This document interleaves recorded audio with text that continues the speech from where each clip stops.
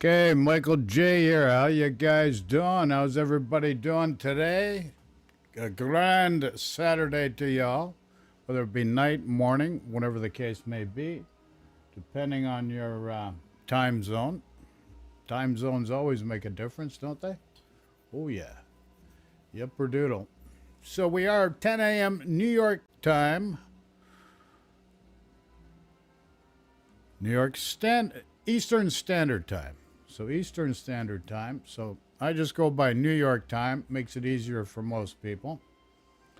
And that's it, folks. That's all she wrote, folks. Okay, so we're going to start off with the Brandenburg first impressions. We're going to showcase Lord Mountbatten. Holy crap. Lord Mountbatten? He's just not a Mountbatten. He's become a Lord Mountbatten. Okay, so let's watch this video. It's the Brandenburg first impressions. Throw in chat any comments, suggestions, or questions. You know, questions. We like questions. Okay, so let's check them out.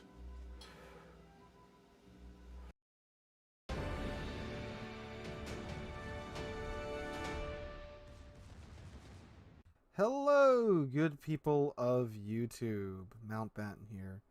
And today we have the brand new Tier 8 Premium German battleship, the Brandenburg, import to review for you guys today.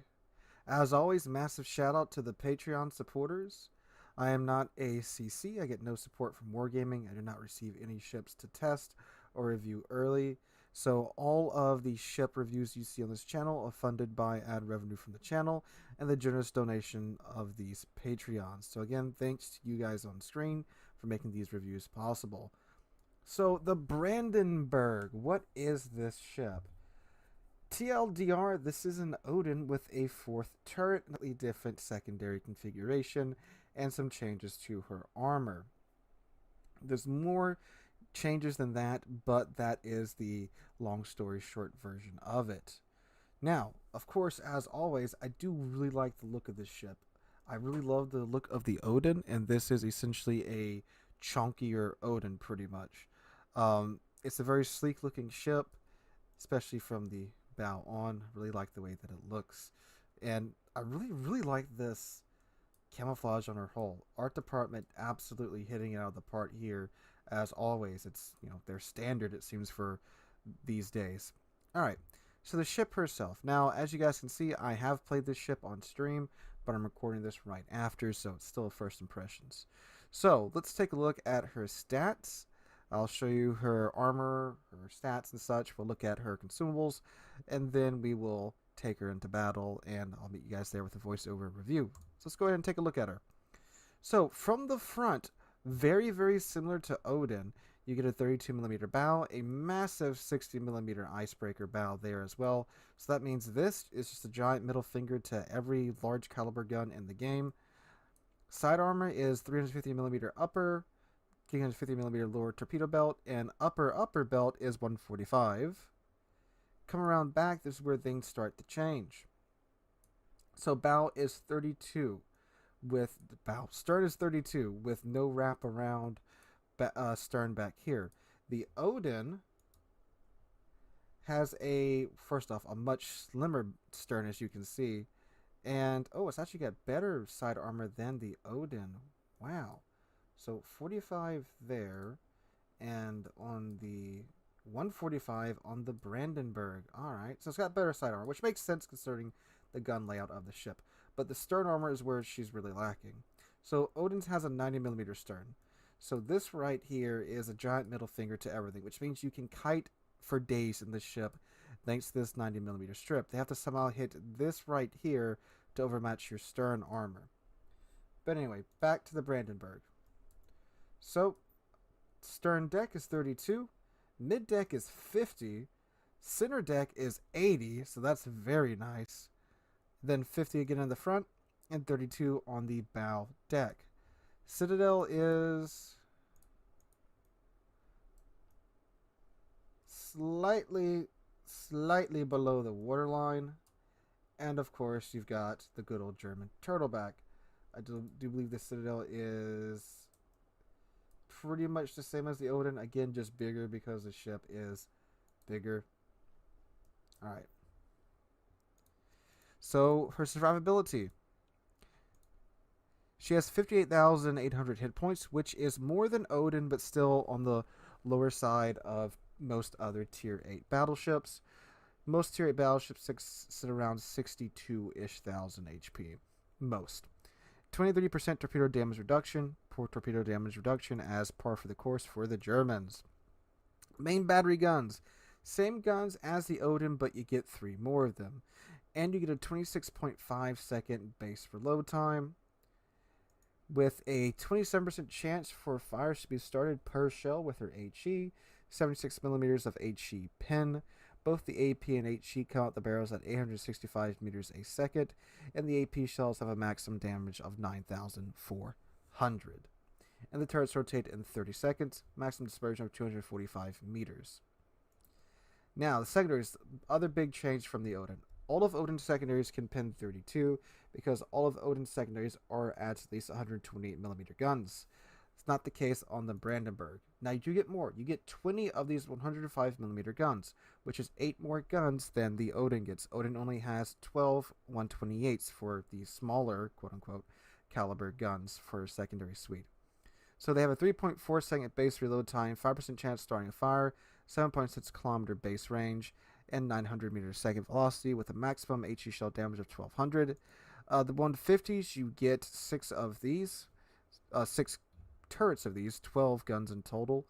So 7.5 second reload time, 8% chance starting a fire, 1700 maximum HE shell damage, 38 millimeters of pin, and a 7.6 kilometer base range. So, right off the bat, the Odin has the advantage in the secondary department for one category, which is pins. Because again, she has all 128s at least, which means she can cross the 32 millimeter threshold. But the Brandenburg has more, but they're smaller, so they can make up the damage in fires if they're getting lucky and starting lots of fires. And of course, with 20 of them, they're going to be getting pretty lucky quite often. So we'll talk more about that in the review section. Alright, torpedoes. She has, well, Odin's torpedoes, which is the Tirpitz' torpedoes, but unlike the Odin, they are mounted amidship, so you get slightly better torpedo angles there. Again, 6 kilometer torps, 13,700 maximum damage, 64 knot top speed, standard German BB torps. She does get an air strike, which is nice. AA on the ship, she has her AA rating of 77. Maneuverability, she has a maximum speed of 32.5 knots and a 15.7 second rudder shift time, and an 820 meter turning circle radius. Concealment, her base concealment is 15.7 kilometers. So with her 18.5 kilometer range, that's about 2 kilometers and change of cushion. For her consumables, she gets choice of fighter or spotter. She gets 4 heals base and damage con. Alright, I'm going to go ahead and throw a commander and module build on this ship. I'll meet you guys right back here after that. Alright, she has been kitted out, boys. I'm running through my build real quick. No surprise here, we've gone for a full secondary build. So, auxiliary armaments mod 1 to keep those secondary guns in the fight. Damage con, because fires suck. Secondary battery mod 1, that gets our secondaries out a little bit more and gives us a 20% boost to the reload time and the range. I'm sorry, 20% boost to the dispersion and the range. Damage con 2 because fires suck. And concealment. And I personally run the fighter because CVs. You can of course run the spotter if you want, but I don't think that's very useful. Again, we'll get to that in the review section. Alright, commander, of course I got Lucians on here with my secondary build. So I went with preventive maintenance to keep our main battery turrets in the fight. MLG turrets to get our turrets swinging faster. These are pretty useful when you get into a close range situation because obviously every second counts there, and the faster your main battery turrets move, the faster you get your guns on target.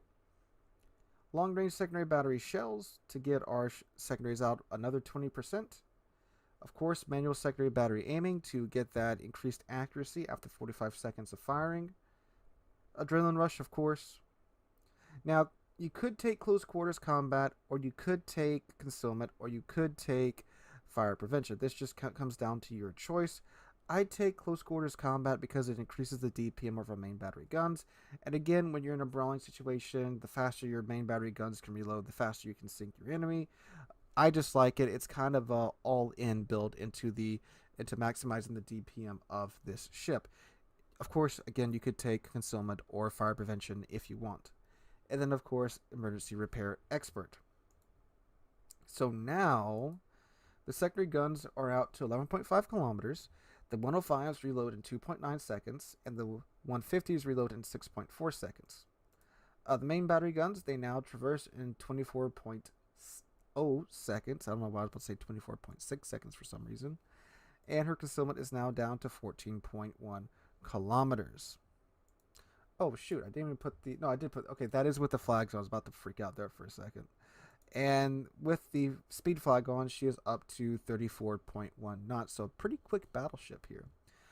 Alright guys, that's the build I used for all of tonight when I was recording the battles for this ship. So I'm going to go ahead, hop into a battle, and meet you guys there for my voiceover review of the Brandenburg. Alright guys, voiceover Mountbatten here. So the Brandenburg, how is she? And how... Voiceover Mountbatten here. Oh my, that was rather unique and very enlightening, Mr. Lord Mountbatten. Holy moly.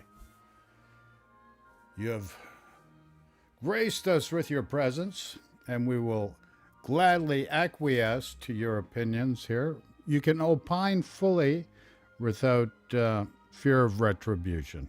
So I want to make that clear.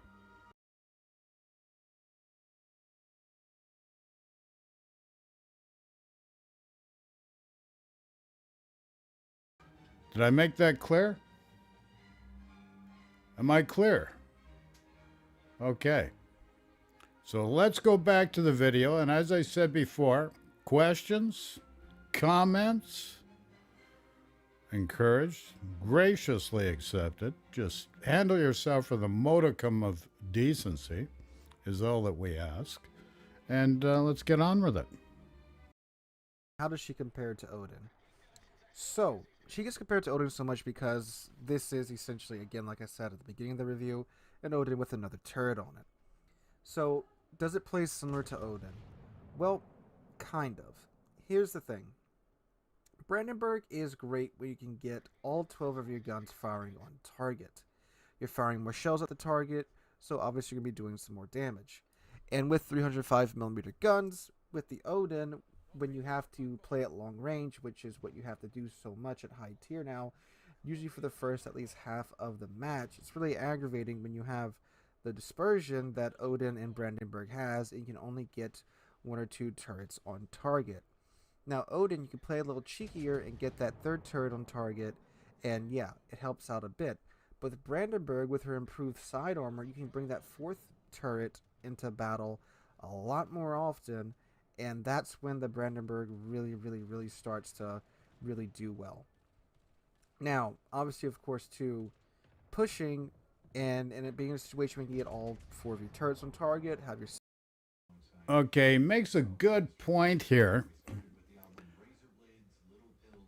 And I want to make this clear because that 4th turret, they've changed the turret angle so that you can kite and also use your guns much more effectively. Whereas the same happened.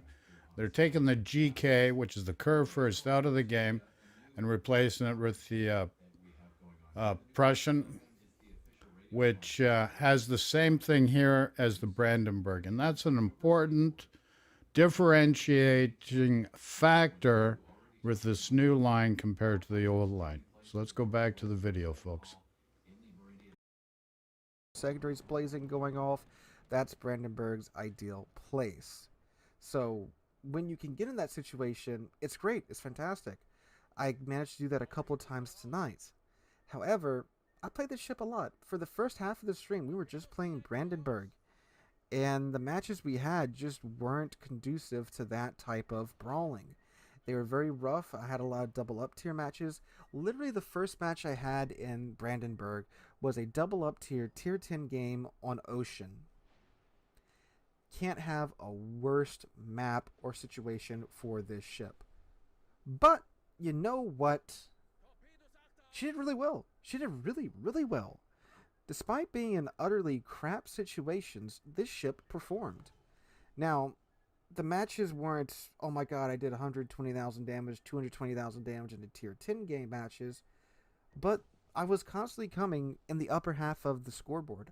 I didn't come lower than 5th place on the scoreboard when I was playing the Brandenburg. I only did that once. Every other match, I was in the top 3 in tier 10 games. Simply because you have more crap to throw at the target with the Brandenburg.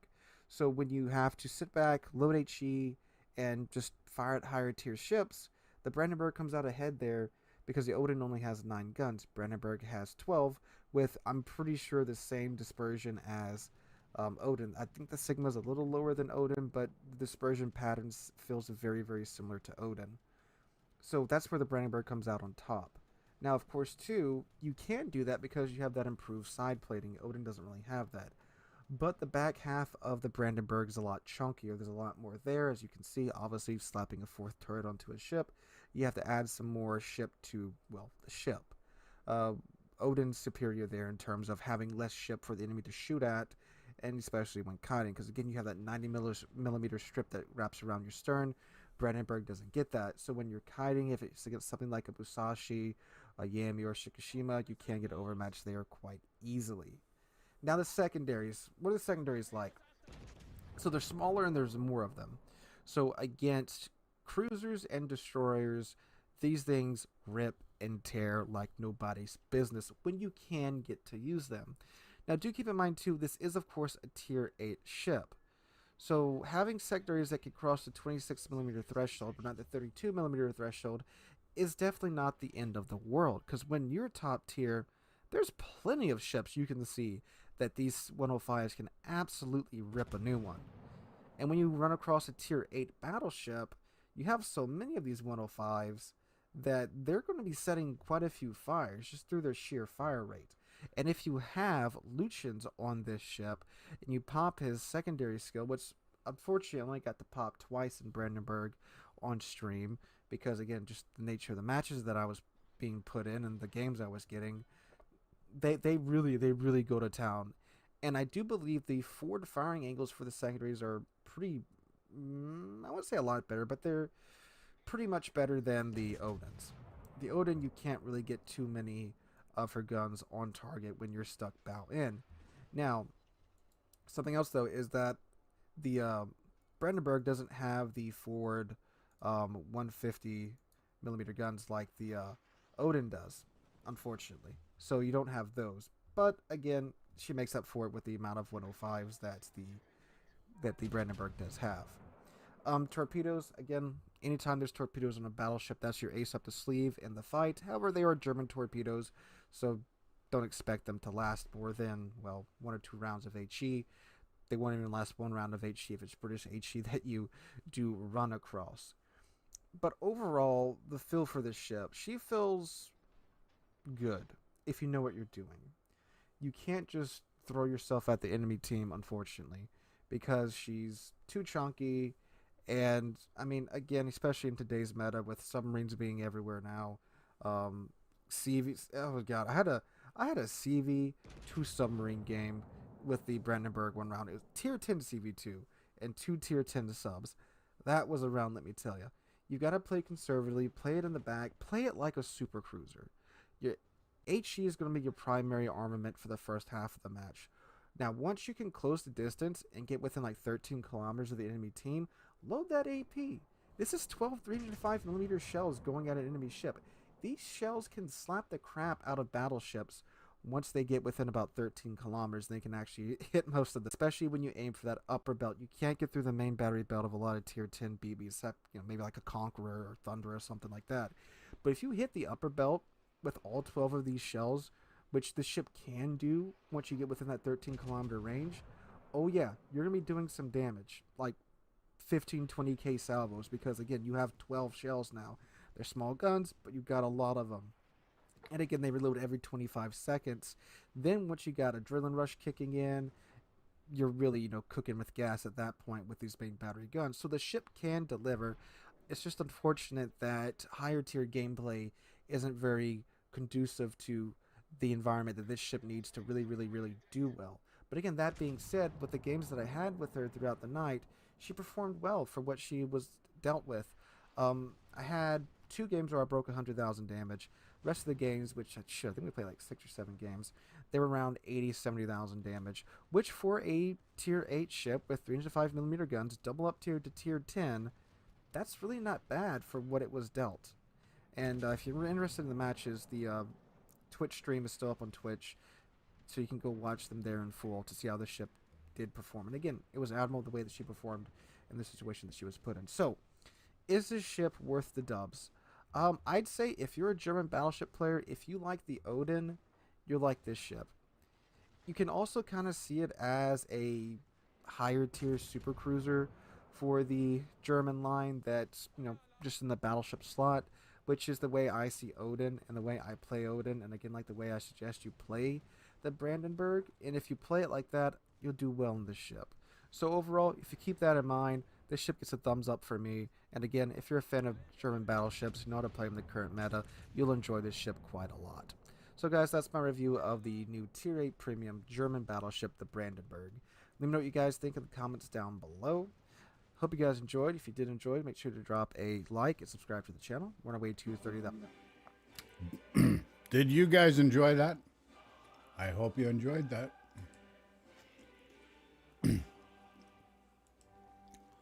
So questions, comments, always put in chat. Of course, greatly appreciated.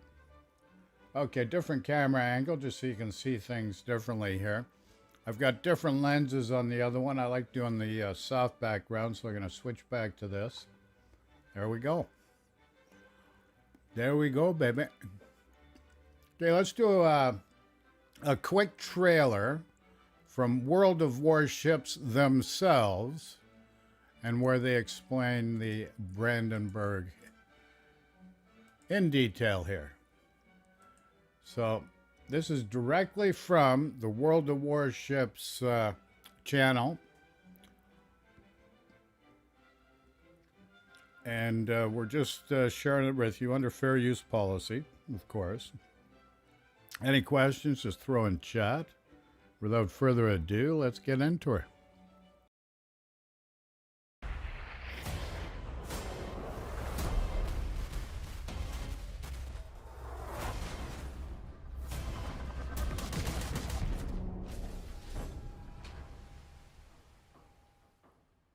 When one closely reviews the chain of development of the most prominent German capital ships of the 1930s, Deutschland, Scharnhorst and Bismarck, they may well spot a specific gap in there. It seems as though the Germans skipped a stage by moving immediately from 280mm artillery ships to super battleships, armed with 380mm main guns.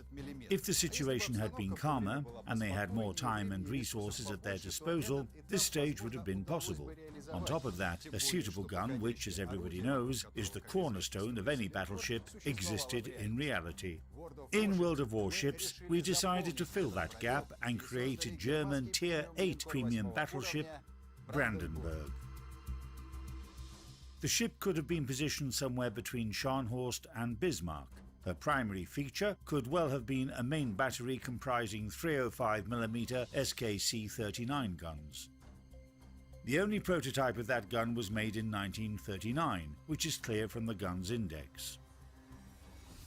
According to the project's author, such a ship would have been close to battleship Scharnhorst in terms of her characteristics. That is the difference between Brandenburg and the O-class battlecruisers embodied in the game. Brandenburg is very well armed. She carries 12 305mm main guns housed in 4 triple turrets, as well as 20 105mm and 12 150mm secondary guns. The battleship is also armed with 2 533mm quadruple tube torpedo launchers. The ship has a standard set of consumables for a battleship, repair party in one slot, and either spotting aircraft or fighter in another one. Before we give you some tips on how to play Brandenburg in the game, let me mention her pros and cons. So, the pros are numerous artillery guns, main turrets with a high traverse speed, a high cruising speed, and torpedo armament. Her cons are her small caliber main guns, relatively poor HP pool, and unimpressive reach of her guns. Nevertheless, the small caliber of the main guns is compensated for by their number and relatively rapid reloading, which is typical for German battleships. Her firing range of 18.5 kilometers determines the ship's positioning at close and medium ranges. The ship's torpedo armament and numerous secondary guns will help you fight in close quarters engagements. Now, let's talk about recommended upgrades. To enhance your secondary armament, install Auxiliary Armaments Modification 1 in the first slot. If you want to enhance the main guns, mount Main Armaments Modification 1. In the second slot, install Damage Control System Modification 1.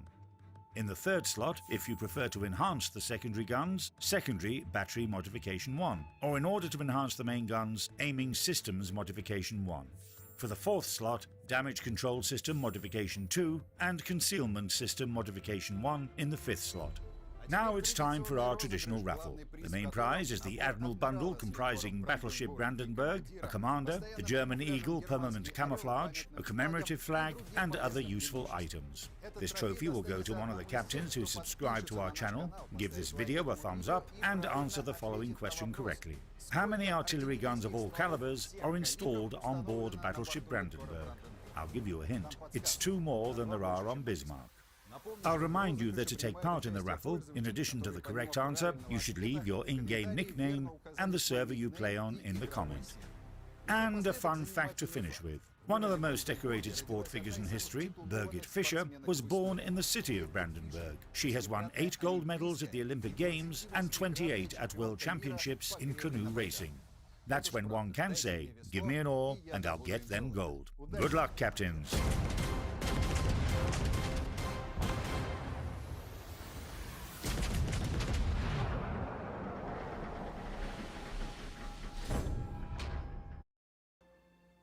Okay, so there you go. That's the Brandenburg.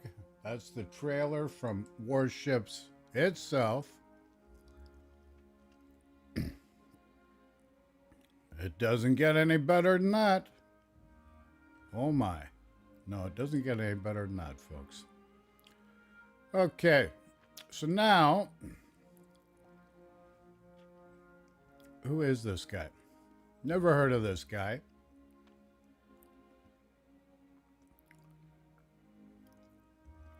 Arun. Anyway, he's got 6.9 thousand views. He did a video here on the Brandenburg as well. So let's take a look at this version of the Brandenburg. We've seen Lord Mountbatten, World of Warships themselves, and now we're going to look at another content creator,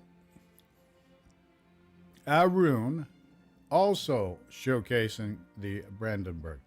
Questions, throw in chat. Comments, throw in chat. Just handle yourself appropriately, folks. Let's go to the video now.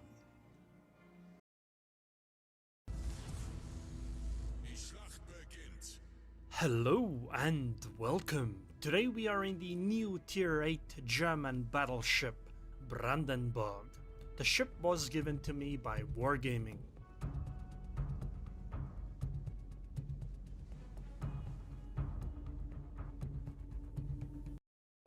Okay, so he's made it clear right off the bat. And he's made it clear that this ship was given to him by Wargaming. Wargaming, I'm here. I've been here since well over a year. It's been a year and a half, maybe longer. You haven't given me diddly squat as far as ships to showcase for your for your game. Like, what gives here? What is wrong with you guys? Anyways, back to the video.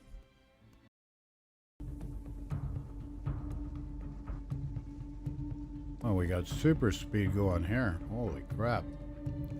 Obviously his filler banter just is not up to a standard that he feels satisfactory or comfortable with. So now we come back down. Oh, okay, now we're going black and white. Oh my. Anyways, I'll leave my comments till later.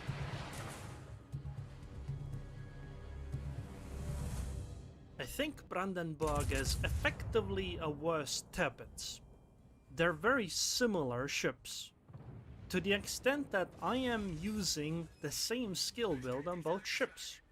It's just that I think Brandenburg loses out on some of the differences they have. The biggest deal breaker to me is the firing angles of the Brandenburg compared to the Tirpitz.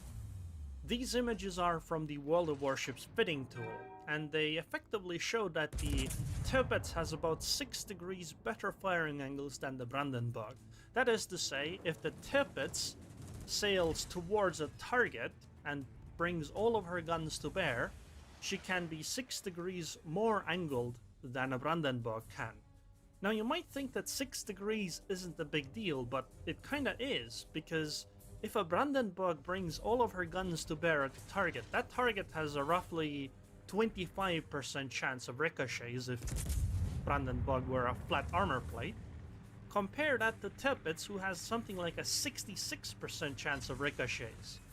It's a pretty monumental difference when you actually go at a target. Of course, it's not as bad as a Grosse Kurfürst is, who has 46 degrees. But it is still the biggest problem I have with the ship. Other things I would say are relatively minor in she's okay, but Tirpitz is better. And it's not like Tirpitz is some kind of amazing ship at this point in the game. So I'm a little disappointed. She is definitely not replacing Tirpitz for me.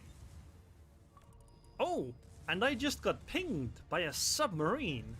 But I think I'm going to be okay, because there's an island in front of me. As long as I just accelerate, the torpedoes will curve into the island instead of getting to my ship. So I'm gonna be safe. Oh, and there's the U-190. So let's drop some depth charges on her. Both drops, obviously. And just keep shelling the Gneisenau. The secondaries are effectively the same as they are on the Bismarck and Tirpitz as well. So I have IFHE for them. Those are the submarine torpedoes, and just as I mentioned, because I have an island in front of me, I can just accelerate forward and the torpedoes will just home into the island instead of my ship. That's something that you should utilize against submarines, because the submarine can't help it at that point. Come on guys, would you like to drop your planes on the submarine as well? I have an ASW strike in 12 seconds, but the submarine has already disappeared, so I'm gonna try to track her. I'll try to keep moving at roughly the pace the submarine was moving at. It's gonna be a guess, but you never know. Might get some success from it. And now let's just keep going closer. The Gneisenau seems to be angled, so she's not a very good target. I guess the better target would be the Amalfi behind that island there. Richelieu shouldn't be a threat, I think.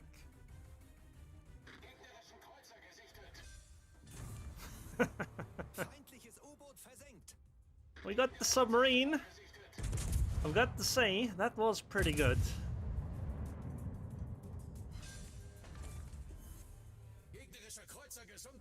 And the Amalfi too, and now our secondaries open up on the Kagero. And there is an Atlanta there as well. Wow. Who do I even target at this point? The destroyer? The cruiser? Oh, and there's a destroyer on the other side too. Go secondaries, I guess. I do have to worry about the Sakatsuki slightly more, so I'm gonna start turning in on her, because she most probably torpedoed in my direction. At least it keeps my two submarines safe though, because the Akatsuki is not gonna advance over here with a battleship sitting on top of them. Oh, and the secondaries are doing pretty well against the Atlanta. The CV decided to join the battle too, but I'm not too worried about that. 2,000 damage. I think we can manage with that. Goodbye, Atlanta. We don't have a Hydro though, so we can't get closer and spot the destroyer. There's also a King George, who we are gonna secondary, but I think I need to plot a path out of here. This is a pretty sketchy position that I'm in.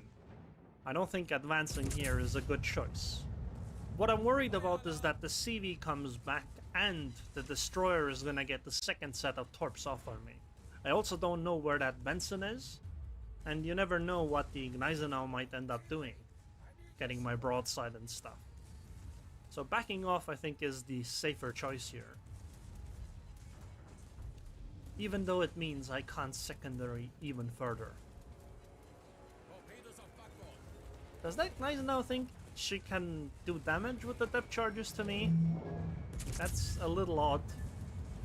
Okay, we avoided those Akatsuki. Oh, devastating strike.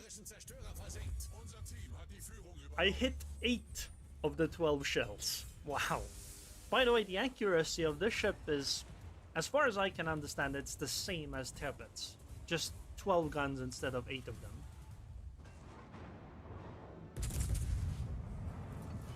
I do like the sound effect when they fire though.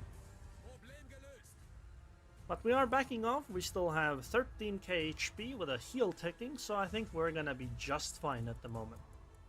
Somebody mentioned where the enemy second submarine is. Apparently she's probably close to that Benson.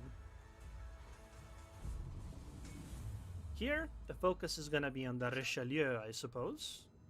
Who is gonna go down in a moment? Oh, Benson actually set me on fire, and I have no damage control party. Or heal, but I should definitely survive the fire. I guess I have to park myself next to this island. I mean, it's a pretty good place to be. Nothing can shoot at me here, and if the CV wants to drop me, she has to take a really long path around. Because otherwise she'd have to fly through my AA directly, then turn around in my AA, and then drop on me. Islands are nice in that way.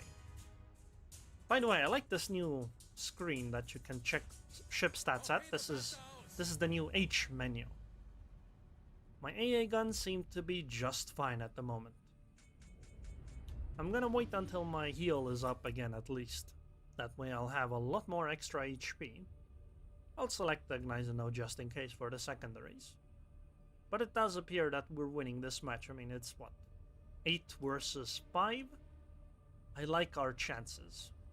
Especially since one of their 5 is already that low HP. The CV seems to be intent on striking me again, but with a single plane, I don't see her chance of success. Although even if she manages to drop the torp, it's not gonna do too much. But this is where I make a massive mistake. I decide to accelerate forward, which is absolutely a bad idea because I don't know where that Benson is exactly. And I didn't fully stop to wait until Benson torpedoes pass. On top of that, my heal is ticking right now, so I won't have any extra healing or capability to tank further. I am definitely engaging the Gneisenau, obviously, right, with the secondaries, which is cool. But I'm also being shot at by that King George, and there's that pesky Benson ahead of me. Plus the CV is definitely gonna come back for another strike. I tried to bring my rear turrets to bear. Remember? Bad firing angles. And while doing so, I get caught by 2 torpedoes, which means my death. Even if I survive this, there's a CV lurking about. Gneisenau's gonna get another shot, and well, so was the King George. I did get my Kraken unleashed, but it was, I think, a mistake to push forward there. But I suppose the Kraken might have been worth it. I think I would have been better off in a Tirpitz in this match. In fact, yesterday's Tirpitz video is what I ended up playing after this match.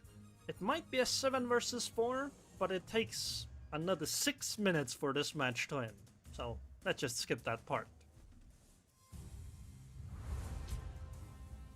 117k damage.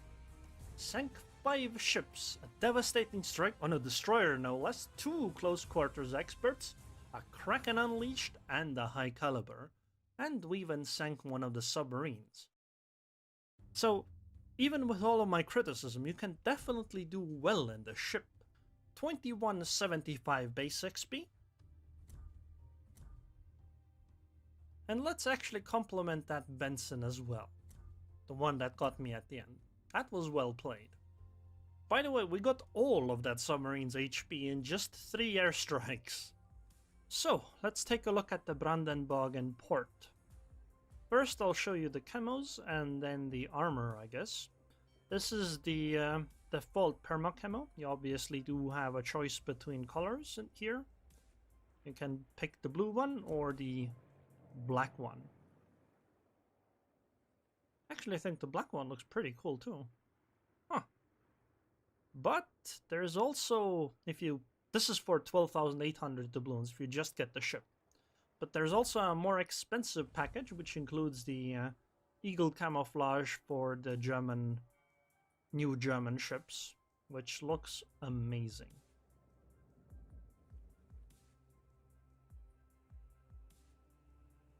Like seriously, this looks really good. Long gone are the days of the rusty ships. Now let's take a look at the armor scheme that I mentioned, which is slightly better than the Tippets. So this is the 60mm icebreaker at the front. Let's compare this to the Tippets. Tippets has the same armor plate, but it sits much lower in the water, right? So you're less likely to be overmatched when you fight against like a Yamato or something. So that's a pretty good thing. Another advantage is that the main belt here is 350mm, whereas on the Tippets, I believe it's 310. 315, close enough. Also, you can notice that the middle armor plate on the Tippets is 50mm. On the Brandenburg, it is 50 under the turrets, but the straight middle is actually 80, which is thicker. And thus less likely to be penetrated, although I'm not entirely certain how it would interact with AP bombs from CVs. The Citadel, though, seems to effectively be the same, except it's narrower than on the Tippets. Or at least it's very, very close to being the same.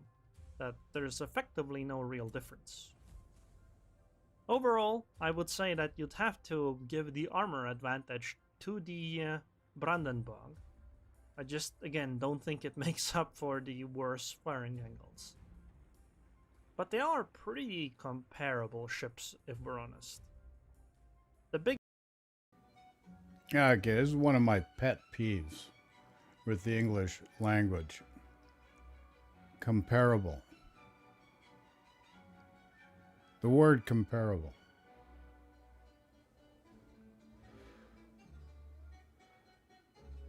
Okay, so if you go back in time,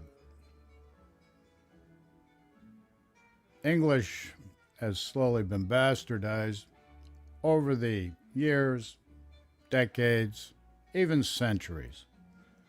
Even the Queen of England, who was considered the standard for all to follow, over time, her use of the English language apparently has attrited as well based on observations of linguistics experts. Just to make that clear, okay? So, comparable or comparable? What do you think is correct? Let's go back to the video. Post in chat, let us know what you think. Big difference obviously is the guns. 380mm will overmatch cruisers while the 305s will not. But I mean, people like the Scharnhorst for some reason, so maybe they'll like the Brandenburg too. So anyways, I hope you guys enjoyed this video. I would like to thank the patrons on Patreon. Thank you very much for your continued support. Thank you very much for your continued support. We would like to thank you very much for your continued support, obviously. So, what do you guys think?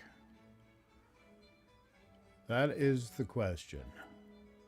Okay, so we're showcasing the Brandenburg right now.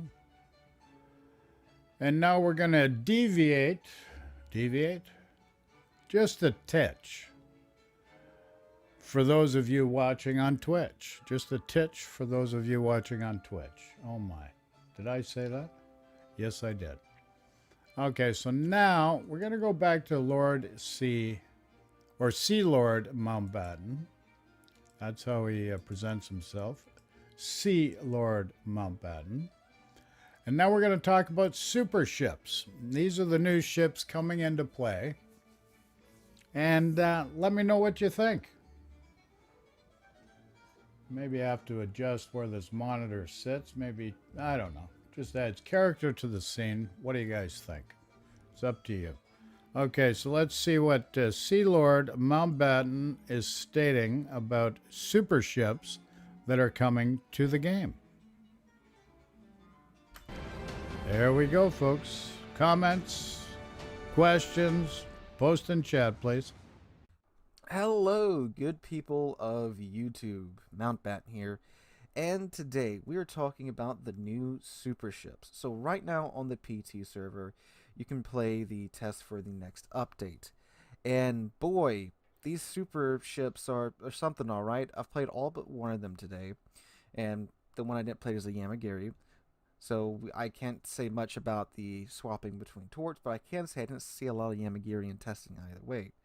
But the Conda, the Annapolis, and I'm just gonna be honest, the freaking Khabarovsk, like literally the super Soviet destroyer is literally just Khabarovsk. I'm not joking. It may look different, it may be a slightly different model. The turrets may be of a different model, but it is literally just Khabarovsk. But anyway, so the Conda, the Annapolis, and the Khabarovsk 2, they are some of the new super ships coming to the game in the next patch in a special ranked battle season where super ships and tier 10 and tier 9 ships will be allowed. Now the Hanover and the Satsuma are making a return as well, but we won't be talking about them in this video because we've played them already. We know what they're like. We're going to be focusing on the new ships and their new mechanics. One of these new mechanics, one of the ones that are highlighted in this new era of super ships, is the rapid firing mode. The way that this works is that if you're in the Conda, the Annapolis, or the Khabarovsk 2, you can hit F and the ship goes into rapid fire mode. When you're in rapid fire mode, your reload time is reduced to 1 second for 3 bursts. So you hit F, go into rapid firing mode, hold down the mouse, you get a very rapid 3-round burst out of your ship. After that, you have a 40-second reload until the next 3-round burst. You can stay in this mode as long as you want, but again, after each 3-round burst, you will have a 40-second cooldown time on your reload. You can switch back into standard mode, in which case you will still have to go through the 40-second reload time. Once that's done, you will have your normal reload time once again. So I started out with the Conda, the French cruiser. It's one of the more unique ones, and I say unique because most of these ships are just, they're tiered 10, but either throw another turret on there or another barrel per gun, another barrel per turret, and then change up 1 or 2 things with the armor and the rudder shift time, but they're essentially almost identical in comparison to their tier 10 counterparts. Like the Conda is literally a Henry with just another gun per turret, and it has a Carnival Cruise Line funnel for some reason. But other than that, it pretty much plays like the Henry, has the same consumables, has reload booster, hydroacoustic search, torpedoes, and a hill. So yeah, I mean, of course, there's some other differences, but for the sake of this video, just talking about how they play and the new mechanics, we're just going to go with that for now. If you guys want me to go into more detail about each ship, let me know in the comments down below. I'll be happy to do that. Oh, also, too, if you haven't noticed, the new water and the new map textures and foliage are in this patch as well. Look at the water, guys. It's beautiful. If you can't watch this video in 4K, the art department did a fantastic job with the water simulation here. It looks so much better than the current water in-game, and I really can't give it to them enough. They did an awesome job and knocked it out of the park here. And look at the hotspot map. Look at the new foliage. Look at the new textures and such. It is absolutely beautiful. Anyway, back to these ships. So you will see this rapid fire mode get put to the test here on this first Conda battle, and boy, yeah, it's quite effective. If you're selling broadside to one of these ships and they have this mode selected, um, get ready to lose most of your health, if not outright die. If you're in another cruiser, of course. It still is only a 240 millimeter gun on the Conda, so it's not like the frickin' Stalingrad with a rapid fire mode, so it's not quite that crazy, but it's very effective at taking advantage of you being in a bad situation. Now, at the same time, too, you can easily make one of these ships pay for using this. Because if you angle and then you bounce all those shells, they can't shoot for the next 40 seconds. So now you can just have your way with them. So, yeah, in a pinch, if you're in the right spot, it's a fantastic mechanic for you. You will absolutely just crap on whatever it is that's showing you broadside. But if they're angled or you're not sure you can really take full advantage of it, it's better off just not using it altogether. I mean, because good God, a cruiser with a 40-second reload at tier 11. Because remember, these ships are supposed to quote unquote expand the tech line, and these ships are supposedly coming to the tech line in full, and we don't know how long. Wargaming has said they want these ships to be kind of a credit sink to where if you have a ton of credits lying around, you can take these ships into battle and play a couple rounds of them before you have to go back to playing quote unquote normal ships with a normal economy. These ships have, like, I think double the repair cost of normal tier 10 ships. So yeah, they won't be, I mean, I'd say in like the first couple of weeks there might be a few of them around, but I doubt games will be smacked full of them after that. But anyway, so the Conda is probably the best one to utilize this mechanic on because it's got those 240 millimeter guns, it's got that French AP, and it has the reload booster too. And if you're wondering, yes, you can pop the reload booster and the rapid fire at the same time. Is it worth it? Absolutely not, because you're turning your 1 second time in between reloads into a half a second time in between reloads. And sure, if you want to giggle and hear the gun shoot incredibly fast, yeah, it'll do that for you. But then you're stuck with a 40-second reload now, and you just wasted your reload booster. And sure, you can use your reload booster to take that 40-second reload time down to a 20-second reload time if you're in a really tight situation, which I did have to do in one round playing the Conda. But I mean, the ship's kind of silly with that, with all this on it. Is it incredibly OP? Is it going to wreck everyone's face once it comes to random battles? I mean, what tier 10 big gun cruiser doesn't already wreck your face if you show it broadside from within like 11 kilometers? Just about everyone does, except for like maybe like the Wooster. Well, no, the Wooster can too. It can definitely chew through you. The only difference is your chances of surviving a broadside salvo decrease significantly because now you're getting 3 broadside salvos in 3 seconds. So it's a bit harsher of a punishment for going broadside to it. But I mean, if you know what the ship is, be mindful of your surroundings. I don't think it'll be a big issue trying to angle into it. Because again, if you angle into one of these ships or angle to where their shells bounce or don't do a whole lot of damage, they can't shoot for the next 40 seconds. So you have plenty of time to run away or increase the distance or retaliate against them. Now, the Annapolis is essentially a Des Moines with a 4th turret, and it's rapid fire mode. Yeah, anyone who's played Des Moines or any American cruisers know the shells are real floating once you get out past around 10 kilometers. So in a brawling situation or in a situation when you're close in, a DD pops up next to you, it's good for that. When I play the Annapolis clip, you'll see that there's a Holland that isn't the smartest Holland in the world, keeps sung straight on to me from 10 kilometers. Pop the rapid fire mode, have HE loaded, absolutely wreck the man. So yeah, it's great in that situation. And again, sure, if you're close in within 10 kilometers, someone's showing you broadside, pop the rapid fire mode, pump a ton of shells into them really quickly. But then now you got a 40-second reload on a 12 gun Des Moines. So yeah, sure. Again, when this Did he just say 40-second reload on this Annapolis? For a cruiser? Come on now. What is going on here? Situations available, you can take advantage of it. It's very, very, very, very, very useful. But honestly, in like Caballeros 2, I used it once and never again because you still have a 40-second reload time on a destroyer. In that 40 seconds, you know how many shells I could have put down range?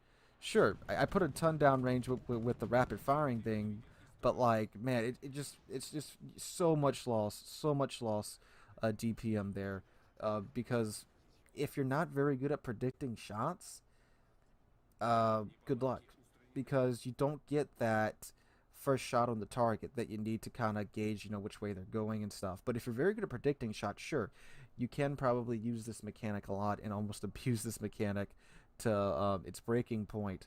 But for the average Joe, you know, I'm sorry, if something pops up 40 broadside, seconds it's a nice little reload on a hit, you know, you DD, press F, that's just erase friggin' them off the rude. map. Absolutely But rude. That's cruel. other than that, the ships themselves are pretty fun, I think. And actually, after playing them for a few hours, if they don't have the rapid firing mechanic, I could totally see these ships being like Tier 10 Research Bureau or Tier 10 Free XP or Tier 10 coal ships. I mean, we already have some designs like this in the Research Bureau. I mean, Palmer's just a 12 gun FDG that's been downgunned, you know, 15 inch instead of 16 inch. You know, again, so these ships without this gimmick could probably be fine added into the random battles. And considering again that this gimmick is pretty dang situational, I don't think it'll be a huge breaking point for the game at all. With the Conda, outside of, again, 11, 12 kilometers, sure, you can get a lot of HE on a target very quickly if you only see them for a second. But, I mean, again, you're not getting that time to adjust your aim. You're having to say, okay, I hope it's right there, and then bam, bam, bam, bam, and then if your shells aren't aimed correctly, well, they're going to all splash, and now you're sitting here with a 40-second reload time. And that's one of the things you need most at range is, you know, a couple of ranging shots, if you will, to see which way the target's going, which way the shells are going to splash in, and then you adjust your aim, and then you go again. But you don't get that here. I mean, sure, you could fire 1 or 2 shots beforehand and see where they go and then pop it. Sure, that could work. But, I mean, the downside is pretty freaking rough. And in a pinch, if someone pops up next to you after you just did that and now you're out of gun because you have a 40-second reload, it's going to suck for you. I mean, I'm sure there's going to be plenty clips of ships absolutely tearing each other up with this mechanic. But, again, think about the situation. In what situation, when you're throwing broadside to the enemy team, are you not going to get spanked? Think about that. But other than that, the ships are actually pretty fun. They're pretty goofy. Again, 12 gun Des Moines is 12 gun Des Moines. Caballeros 2, I don't even know what the freaking difference is between this ship and Caballeros. It feels a little bit maneuverable. I think the turrets have a faster traverse, but yeah, it's freaking Caballeros 2. So if you already have Caballeros, you pretty much have this new Super Caballeros, which is just, again, Caballeros for the most part. I put my Caballeros commander on it and just played it like Caballeros and had a pretty freaking great match in it. But yeah, so Caballeros 2 is Caballeros 2. But guys, hop on the PT, try these boats out for yourself, see what they're like in hop on the now, keep in mind, PT this is just server in, and check the them out special yourself, ranked he season where says. it's not a full 12 Oh my. What are we going to do? Well, tell you what I'm going to do. I'm going to look for a video. This is from Flamu. I remember seeing it previously about a week or so ago. And the headline was, WTF, what the you-know-what, Tier 11? So, Sea Lord Mountbatten referred to Tier 11. So maybe we're getting a Tier 11 now. I'm out of the loop. So let's check it out. I'm going to do a search to see if I can find Flamu. And the what the F. Okay, he said Flamus is Supercruiser Conde, which the one that Sea Lord Mountbatten just referred to. New Tier 11 ships, eh? So the Conde, Flamu says the Conde is balanced.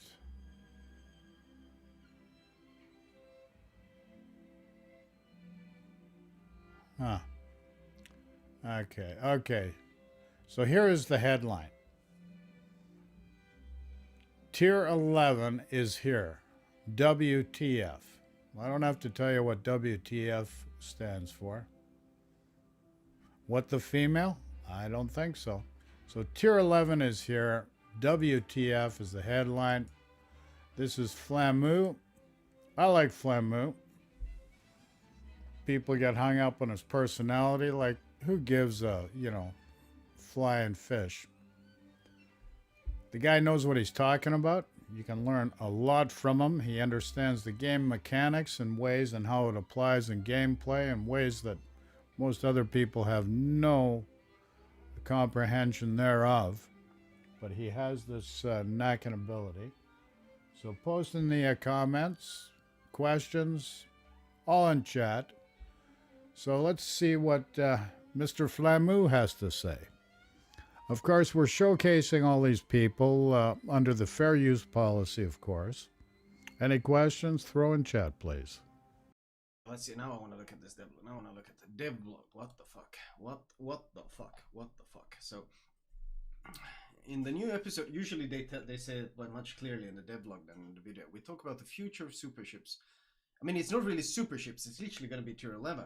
In update 0.10.5, super battleships appeared in World of Warships. It represented our view of how military shipbuilding could have evolved if the decision had been made to continue building powerful artillery ships, yet you had CVs in the game mode. And you didn't give them any AA, and the CVs dumpstered the super battleship the hardest. One quick pet peeve I have here. You'll notice they make reference to the Grand Battle event, the Japanese super ship, battleship, the Japanese Satsuma, and the German Hanover. So listen, I got the both of them, 1 and 1, Japanese 1, German 1. And let me tell you, I spent a few $1,000,000. Well, it's credits, silver virtual credits. You accrue them by playing the game. And then after it was over, they took them back. They should have given us those ships. Like, what the frig is going on here? That is my pet peeve. You put all this friggin' silver in to check these things out. Wargaming gets the feedback on it. And it does. They don't give you anything for your outlay. Like, these are some of the things that the game owners or game purveyors should be aware of. You got to create value. You want trust within the community. Create value. Don't keep on friggin' giving everybody the finger. Like, get it together, folks. Let's go back to the video. That's my rant. Okay, let's not go back to previous mistakes. Let's focus on the new mistakes they're making. As part of the temporary Grand Battle game event, players were able to try out 2 super battleships, Japanese Satsuma and the German Hanover. The outcome of the Grand Battle showed that tier 9 and 10 ships were able to capably stand up to super ships, and the newcomers themselves were warmly received by our players. Yeah, that was mostly because fires are kind of busted. Fires and flooding are super busted. We often get, it's percentage based, and battleship just got farmed. And the dispersion of those relied heavily on the special gimmick. Oh well. We can turn on notifications back, by the way. Whoa, loud. The outcome of... Okay, we often get questions about when super ships will appear. Okay. Okay, this is gonna be really annoying. I'm gonna mute it after all. That's too loud.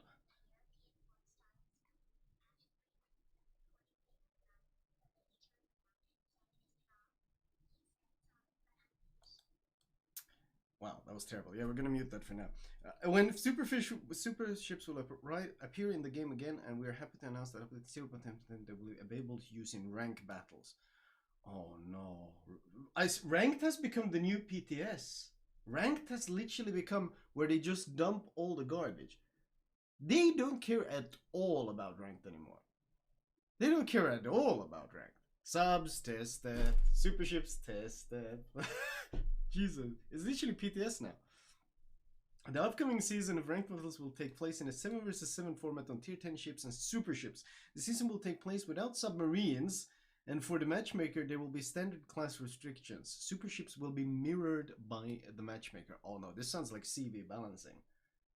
This sounds like CV balancing. Oh, we can't balance it, so we'll give both teams 1 each. It's literally tier 11, isn't it? In update 0.10.10, in addition to the Satsuma and Hanover, there will be 4 more super ships with their own unique features. Japanese super destroyer Yamagiri.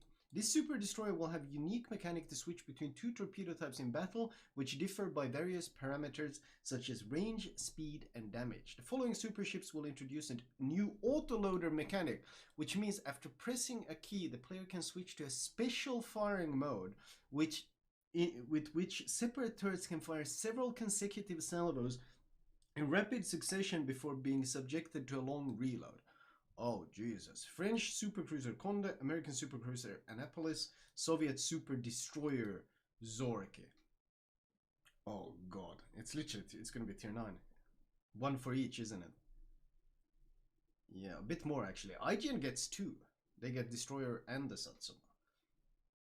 Hanover and Satsuma will have updated adjustment fire mechanic.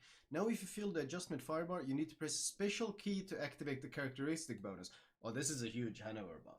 This is a gigantic Hanover buff. Because Hanover's biggest weakness was you couldn't control the secondary buff. So this is a huge buff to this one. This will allow players to control the use of the bonus and get it at the right time.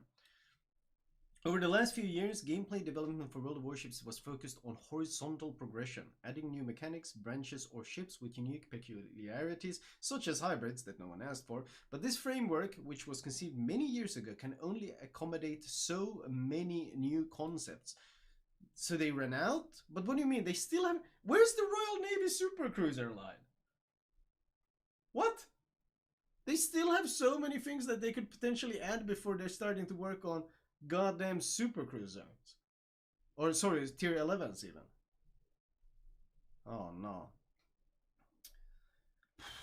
Along with super ships, we aim to add new special mechanics to the game to give a new gameplay experience beyond the usual progression. These new mechanics are aimed at diversifying decision making during combat and game tactics. We decided that super ships and their mechanics, given the interest in them, may well become a full-fledged part of the game. We want to introduce something for all existing branches of ships by making a continuation for them in the form of super ships. Given the very essence of super ships as a development of already familiar ships, we think it would be most appropriate to place them in the tech tree as a continuation of their respective branches. In addition to the logic of this continuation, we also believe that because of the superiority of super ships in terms of technical characteristics over their predecessors, super ships do not fit into tier 10. Tier 11 is here. Tier 11 is here. The expansion of tech tree will greatly increase the variability of battles and introduce completely new mechanics. In addition, some of these mechanics... Okay, you heard it here, folks. You heard it here. Tier 11 is here. Tier 11 is here. The new, which we like to think, the new de facto standard for all other tiers will be tier 11 now. When is it going to be reality on a permanent basis? Stay tuned and we will update you. Let's get back to the video. Questions? may be added to the lower tier ships. So any questions or comments, throw in chat, folks. It's the most popular tier among players, and its popularity will only grow. Yeah, of course, the matchmaking is terrible. No, like, do you realize that people don't enjoy being up tiered? A lot of people love being top tier, but they hate being up tiered. That's why people play tier 10, because you don't get up tier. I mean, the only thing you face there is tier 11s like Petro and tier 12s like carriers, but the rest of the time you're kind of facing like the same tier ships. Therefore, we wanted to continue to give players variety in gameplay with various new mechanics. Oh no. We want to make obtaining super ships simple. Oh no.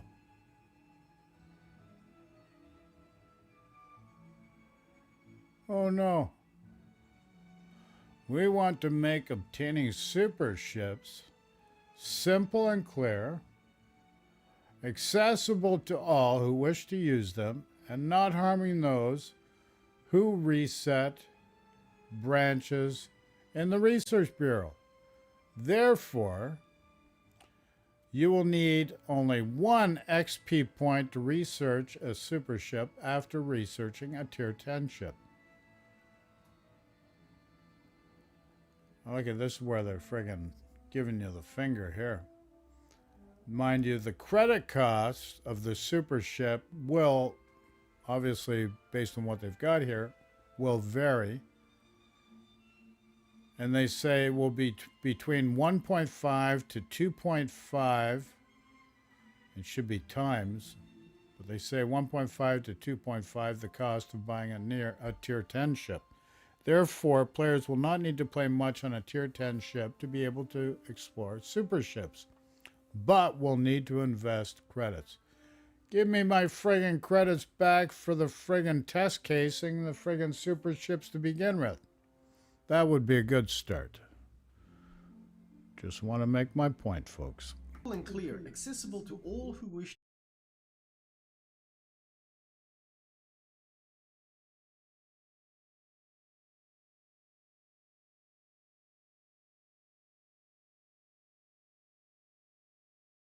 About 1.5 to 2.5x the cost of buying a tier 10 ship. Therefore, My players apologies, will I not shouldn't have need to switched play the much on a friggin' tier 10 scene ship like to that. be Sorry able to about that. explore super ships, but will need to invest credits. And remember, they just recently spoke about wanting to rework this entire mechanic. They want to separate camos, flags, and credit earning.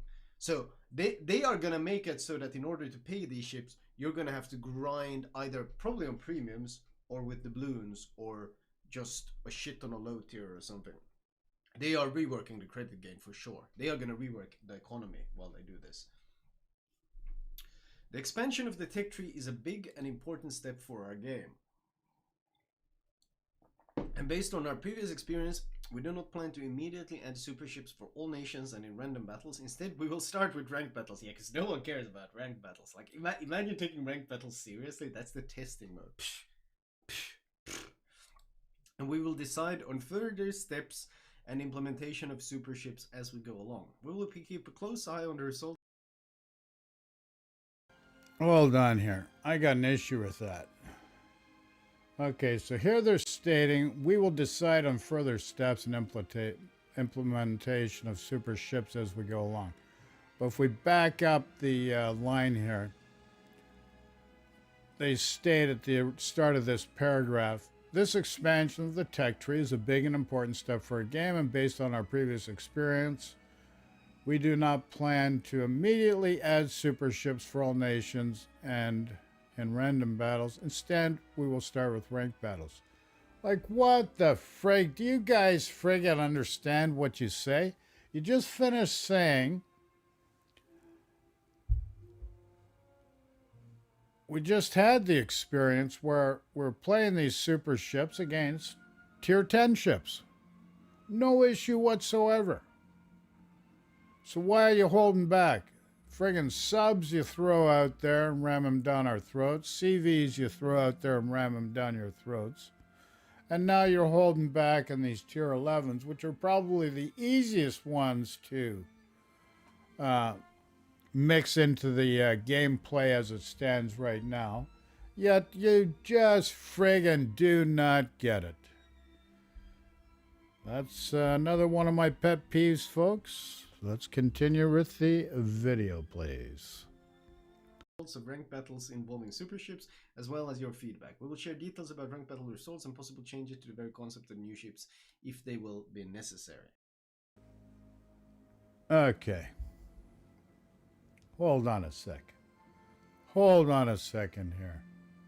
I'm going to go for a smoke, so we're going to take a 10-minute break here. No matter how you slice it, we're taking a 10-minute break. We will revisit this video as soon as I come back. Questions, comments, throw in chat. Otherwise, forever hold your peace. But we encourage dialogue. So we'll be back shortly. Sit tight. Put your feet up. Get some refreshments. Use the can if you have to. The loo, the lavatory, whatever you want to call it. Call it what you may, but relieve yourself of any undue pressure, and we will be back.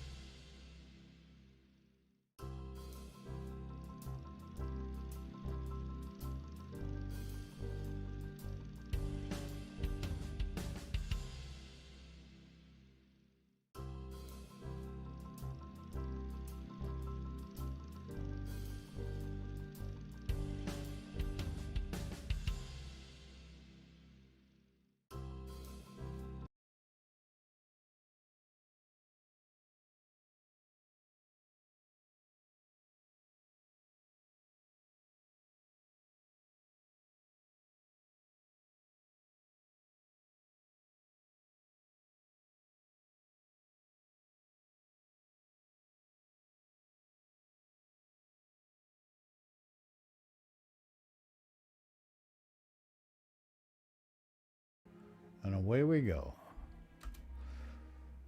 Super ship economics. One of the most important aspects of adding super ships to the game is their combat economics, the income per battle and maintenance cost. Over the years of development of the game, the economics have significantly accelerated, which is why they nerfed the hell out of Missouri and stealth nerfed it and did all sorts of shenanigans, due to various bonuses and economic signals, which is why they reworked combat flags from achievements. They didn't like us getting so many flags and making so much money. Oh, but that was to make the game more accessible, by the way. And credit earning has become easier even on the most expensive tier to maintain, tier 10. And this has had a significant effect on their population. Okay. So what this means is the player base has been making too much friggin' money. So we are going to tell you now that we are going to screw you financially with these new tier 11 ships, because that gives us, as owners of the game, some satisfaction. There you go. There's an alternative spin on that factor. Let's hear what Flamu has to say about the topic. Popularity.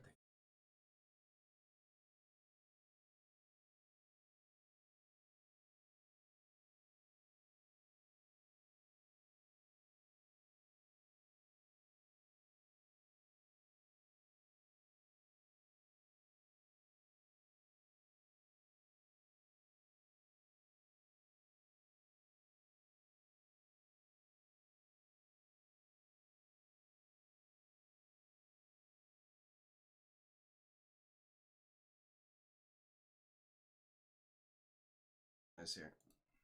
Which ships can we actually recognize? Is that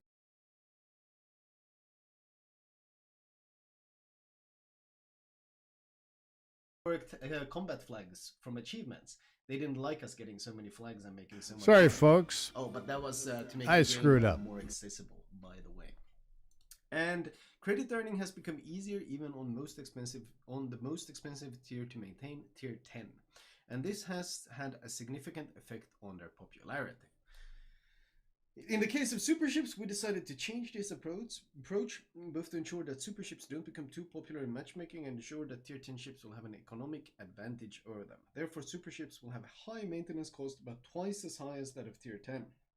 However, combat economics depend on many factors and requires a lot of data, so at the moment we have not made a final decision on it. In this regard, in the upcoming ranked season, super ships will neither earn nor consume credits. We'll share final details on the combat economics as soon as they become available. Okay, so wait, which ships can we actually recognize? Which ships can we actually recognize here? Which ships can we actually recognize? Is that Hunter? No, that was just the standard. That looked like Bourgogne even, that was French. Because they showed some, they did tease some of the, that was the Annapolis, right? That's the Annapolis. That looks absolutely like the Annapolis. That looks like American style. No, that looks almost French. That's a French, is that a French thing? That's a French quadruple turret. Bourgogne, that's the Donde then. So it looks like a Bourgogne. Look at the weird smokestack. It looks like a Bourgogne with, this is gonna have the auto reloader. That's the Conde then. And that looks American. That's clearly American. That looks like Alaska turrets. So that's the American super cruiser, Annapolis. A lot of, by looks like AA and secondaries, a lot of freeboard. So that's gonna be American.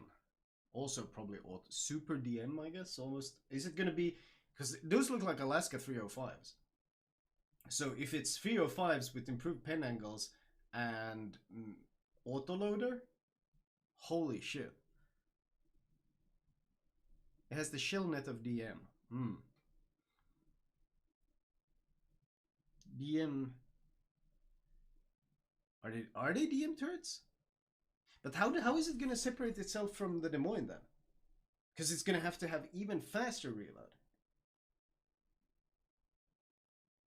Does it have 4 turrets? It actually has 4 turrets, doesn't it?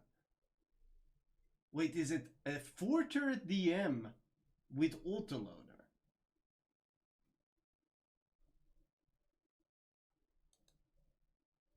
Jesus. So this is the Holy, it's Buffalo with autoloaders or something like or DM with Jesus. This is the Soviet, huh? This is Soviet one. Mega Buffalo, Buffalo with reload booster. Yeah, this was the Conda. Yeah, this looks very much like a super Borgonia. Holy Yeah, the shit. Condi's the French version. And this is the Battle this cruiser. Is the IGN thing. How many? 1, 2, 3. How many torpedoes are there? Can we count? 5, 6, 6 torps. What the hell? 3x6, 18 torpedoes. This is the Yamagiri. Holy shit! 18 torpedoes on the Yamagiri. Jesus. Usually sextuples are terrible in World of Warships though, because the spread is so gigantic, but if you can launch 18 of them... Jesus. They wrote the Amagiri backwards? Okay. That doesn't surprise me too much. Okay, let's see. This is just I'm talking... Okay, is that the depth charges? Yeah, some sort of depth charges, of course. 2 turrets in the back, they have 2 in the front, so it's some sort of super Kaba by the looks of it. Yeah, this is the Super Kaba. Those turrets look pretty modern now. Super Kaba basically is what we're dealing with here. And this is the Conde again, the French one. Only but 1 turret in back, so it's same guns, but it's, I guess, autoloader. That's gonna be what sets it apart. Autoloader, huh? Yeah. We already read everything they have to say in the devlog. That's not interesting. Yeah. Sextuples. Jesus.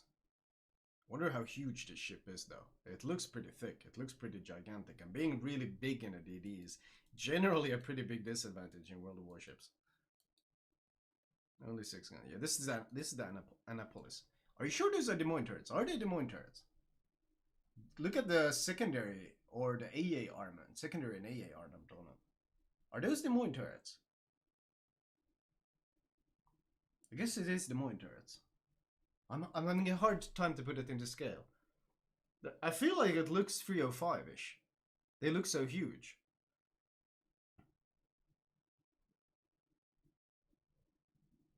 I feel like they look like 305s to me. Okay, look. Wait, do we have Alaska on this? Let's see Des Moines.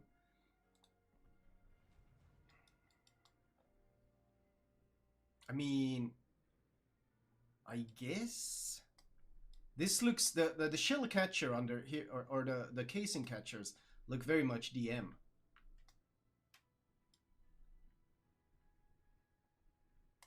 The rescue boats, yeah, we can compare it to the rescue boats. They're probably reusing the assets on the rescue boats. We can compare the scale.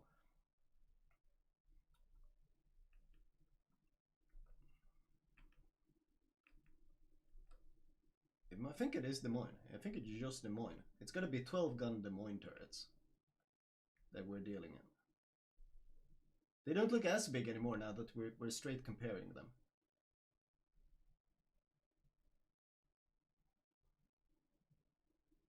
Yeah, it's gonna be DM with an extra turret. That's gonna be it. DM with extra turret.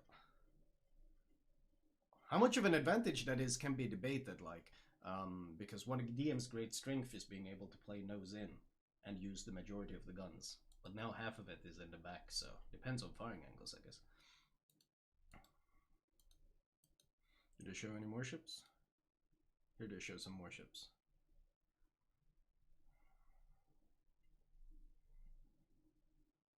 Yeah, that's a lot. That's gonna be a lot of AA, isn't it? That looks like a lot of AA. Maybe this thing can even defend. Okay, imagine this. This thing might even be able to defend itself against the new Soviet CVs. It might. I'm not sure, but it might. That's how crazy that AA might be. World first, able to defend itself against the new Soviet CV.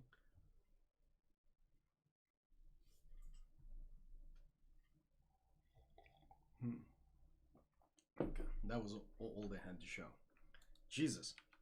Tier 11. 20 dual purpose guns, 2 flak. Jesus. Okay, now we can turn notifications back.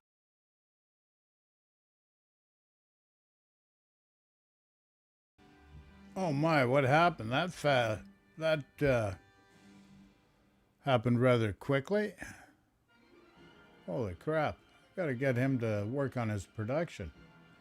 Come on, Flamu, you gotta work on your production, buddy. Okay, let's see what else we can get here. To share with you.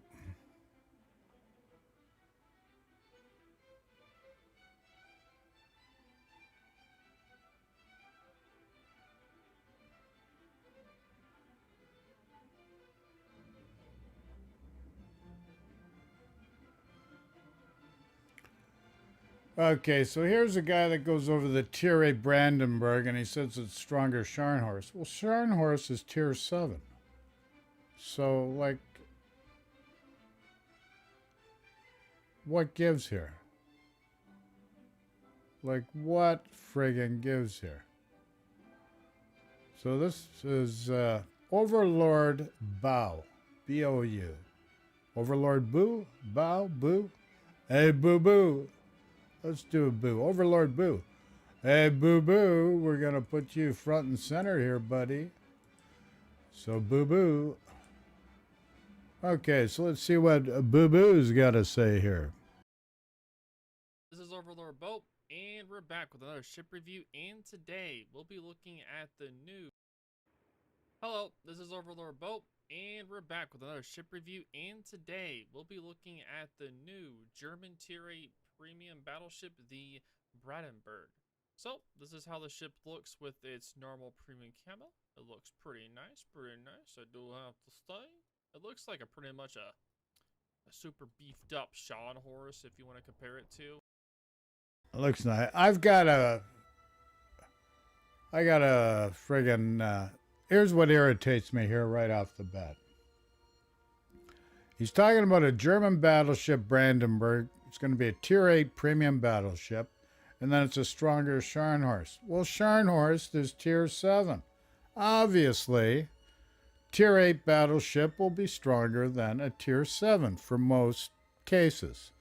There may be exceptions to that rule, but hardly likely, based on what we've seen up to this point. So let's continue with the video, folks.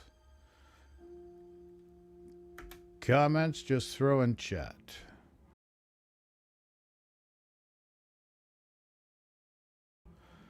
I almost did it again. We're back at the video. Line that's coming out in 10.11. It is currently in access and early access in 10.9.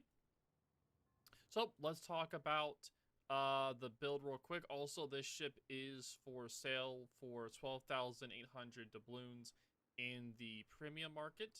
And it's pretty much a Turpez Bismarck hull with Odin guns, but we'll get into more details in a little bit. So, the build is main armament with fire damage con, aiming systems, steering gears, and I'll go in a little bit later on why you want to use steering gears modification, concealment modification. The build is pretty much a standard battleship build, and we'll talk about later why, but you can also do a secondary build if you like, but it kind of has the same secondaries as the Turpez and the Bismarck, but it's a little bit more tanky. But the thing is, this ship does have only 58,000 health, so it's not able to tank as much as a Turpez or a... Hold on, folks. I've had a change of plans here. Instead of watching this, another version on the Brandenburg, maybe we'll catch up with that later. I think what we're going to do now, not I think, I know, we're going to go into battle. Going to load up warships. And we're going to go into battle. And what I'm going to probably do is... screw that. Go to website. Cool. There you go. Public test. Hold on a sec. Let's just see what they threw at us here. What did they throw at us here? Public test.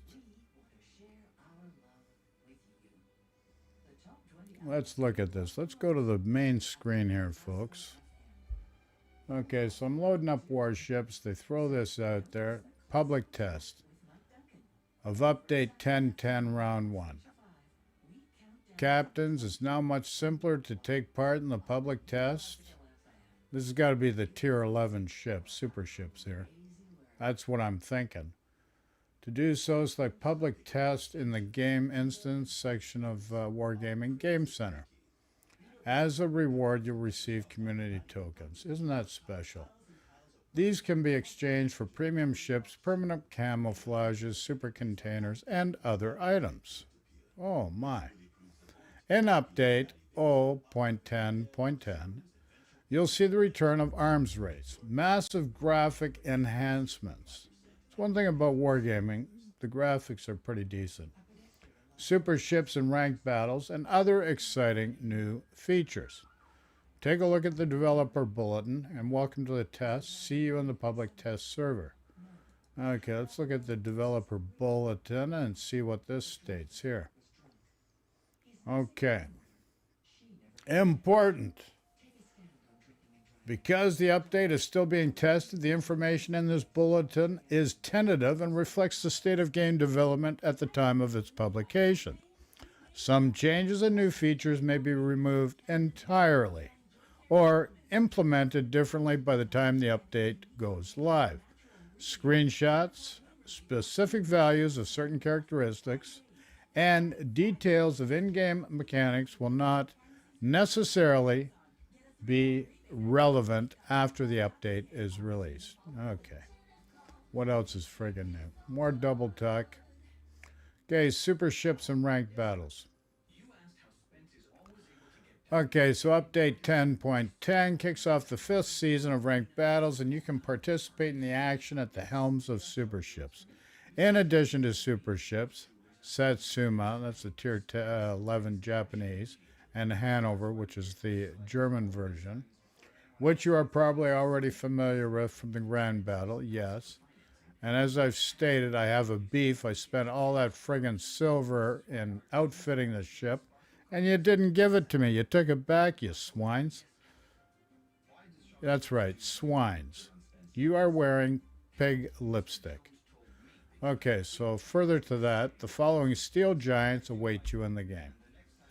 French cruiser Condé.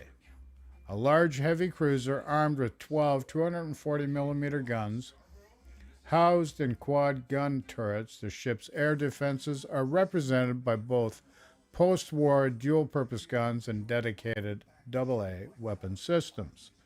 So that's a tarted-up Henry. That's basically what that is. U.S. cruiser Annapolis, a project that embodies the development of the Des Moines-class heavy cruisers. The key distinctive features that were not present in her prototype are her larger dimensions and increased firepower, the latter of which was achieved by arming the ship with an additional main battery turret. Japanese destroyer Yamagiri, a large, fast destroyer equipped with dual-purpose main guns and powerful torpedo armament, comprising 3 sextuple tube torpedo launchers. Soviet destroyer Zorky. I got my Zorky on. A project for a high-speed armored flotilla leader. She is armed with dual-purpose guns and dedicated AA guns designed in the USSR in the early 1950s, with their designs having drawn upon lessons learned in war. Right. Absolutely.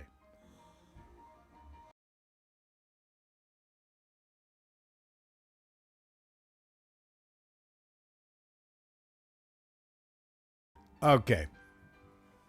So Wargame further makes representations and states as per the following. As pursuant to as follows. Similar to Satsuma and Hanover, The new ships have their own distinct mechanics. They will offer players alternative tactics in battle and generally increase gameplay diversity. Well, that's rather an arbitrary assessment on their part. I'm sure that may be the design objectives, or that may be represented as what the design objectives are. We really don't know. Only going by what they say, and you know what they say. It's not always what they say. Okay, so alternative firing mode, burst fire. So they list 3 ships with this alternative firing mode called burst fire. The Conde, which is a cruiser. The Zorky, which is a destroyer. And the Annapolis, which is a cruiser. Each turret has 1 additional firing mode. It can be activated by pressing the F key. After switching to this mode, each separate turret can deliver several consecutive salvos in rapid succession before being subjected to a long reload. Activating this mode changes gun characteristics such as shell dispersion and penetration capabilities. Okay, here's another pet peeve of mine. Activating this mode changes gun characteristics such as shell dispersion and penetration capabilities. The shell dispersion and penetration capabilities will be altered as follows. They don't explain it. They just freaking go out there, make a statement, a blanket statement, without clearly representing what it means. Like, they just leave it blank. It's like friggin' baking a strawberry shortcake and not putting any friggin' strawberries into the friggin' mix. Come on now. Now let's look at alternative torpedoes, the Yamagiri, which is the Japanese DD. The Japanese super destroyer is armed with 2 types of torpedoes that can be switched between in battle. The torpedoes differ by parameters such as range, speed, and damage. Switching to the alternative torpedoes takes an additional fixed amount of time that's separate from the reloading mechanic. Torpedo launcher reloading is suspended while switching to the alternative torpedo type and then resumes immediately after. And again, without outlining what it really entails, or possibly entails, with a disclaimer that this is subject to additional modifications. Of course, we understand that. But come on, you friggin' morons. Okay, let's move down to the adjustment fire bonus, which is, at this juncture, exclusive to the Satsuma and Hanover. The Satsuma and Hanover's adjustment fire bonus no longer triggers automatically. It is now activated by pressing the F key. This change will allow players to apply the power-up bonus at the most optimal moment. Right. Okay. Now we move forward to 5th ranked battle season. The 5th season of ranked battles is going to be held in a 7 versus 7 format, playing Tier 10 ships.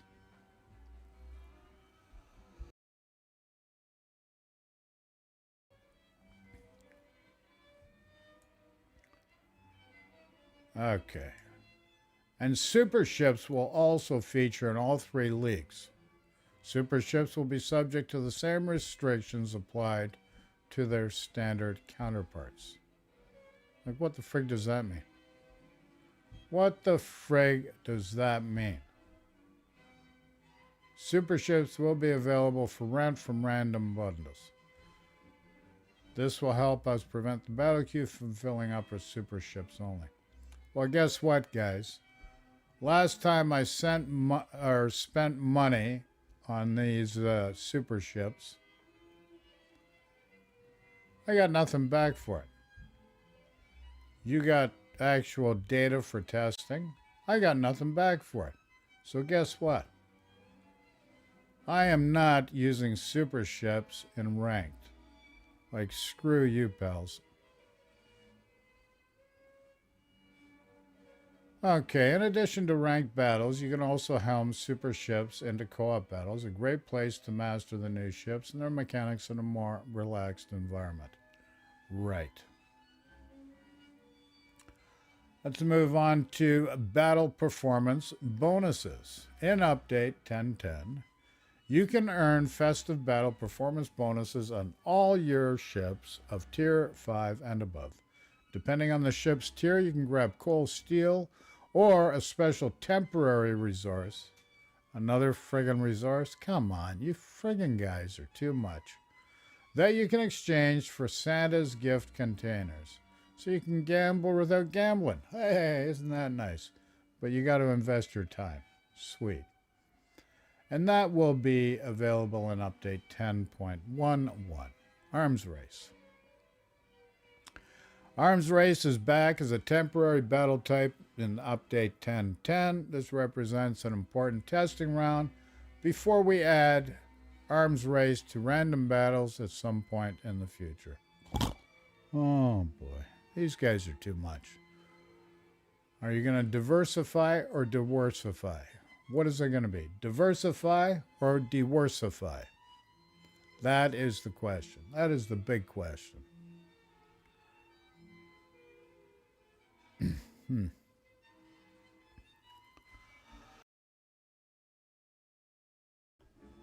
Okay, so let's... Arms Race brings various buffs scattered around the maps. The spice up. The spice up? Oh my. The usual flow of battle. Once picked up, they benefit your entire team by improving their combat characteristics right until the end of each battle. I didn't mind Arms Race, but it should be separate and exclusive of random. Let's face it. The new iteration features new buffs that boost armament damage and increase the current and maximum HP values. You can also expect the following changes.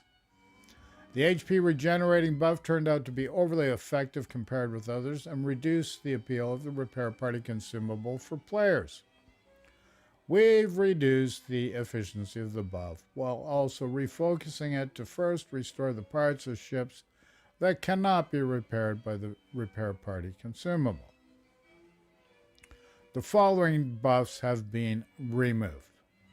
Consumable reload acceleration for ships and squadrons. Ship speed increased and rudder shift time reduction. And aircraft engine boost consumable reload time reduction. Okay, so let's make this clear. The following buffs have been removed. This has been removed going forward. Okay. Let's look at this here. Reducing the reload time was not as effective as we had intended. Like, what did you intend? You don't ever disclose that. It provided a significant bonus only after several levels of this buff had been picked up. Players were only able to achieve this in the middle or closer to the end of a battle, where most ships are typically left with just a few consumable charges or none at all.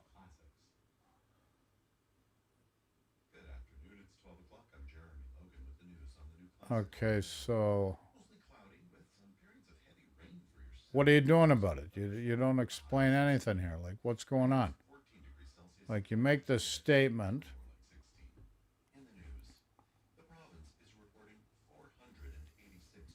And then you just leave it hanging there. Like, give me a friggin' break, man. No wonder you guys have communication problems. No wonder you alienate your player base. No wonder you alienate your community contributors. Okay, so moving forward now. Boosting ship speed and maneuverability was excessively effective for a limited number of ships. For most ships, this boost was of little benefit. Oh boy, another friggin' cliffhanger. Means nothing, just friggin' filler, just to friggin' confuse you more.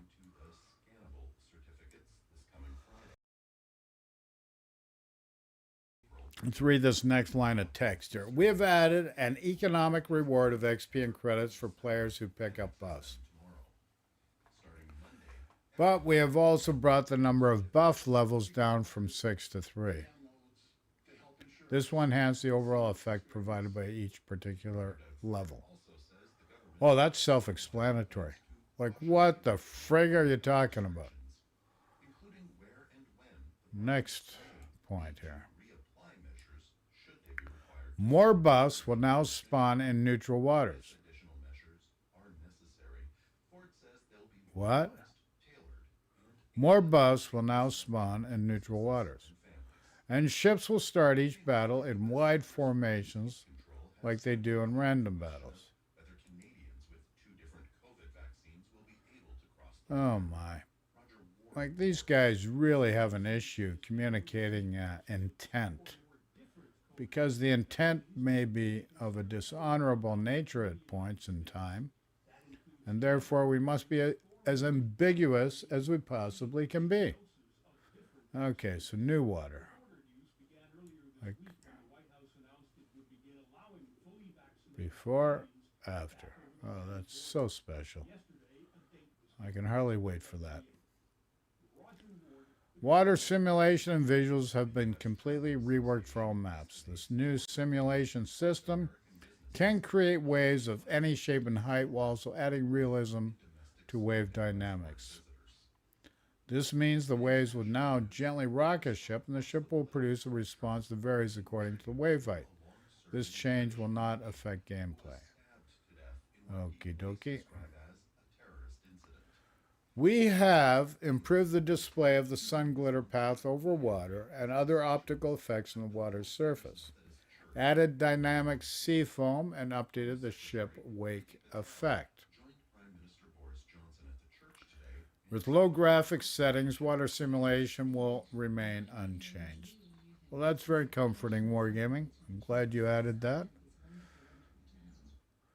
HD textures on maps. We're launching a massive update for all maps and ports to accommodate enhanced HD textures. In Update 1010, high detail textures will be added to the Two Brothers and Hotspot maps, as well as the Philippines, St. Petersburg, and Twitch Prime ports.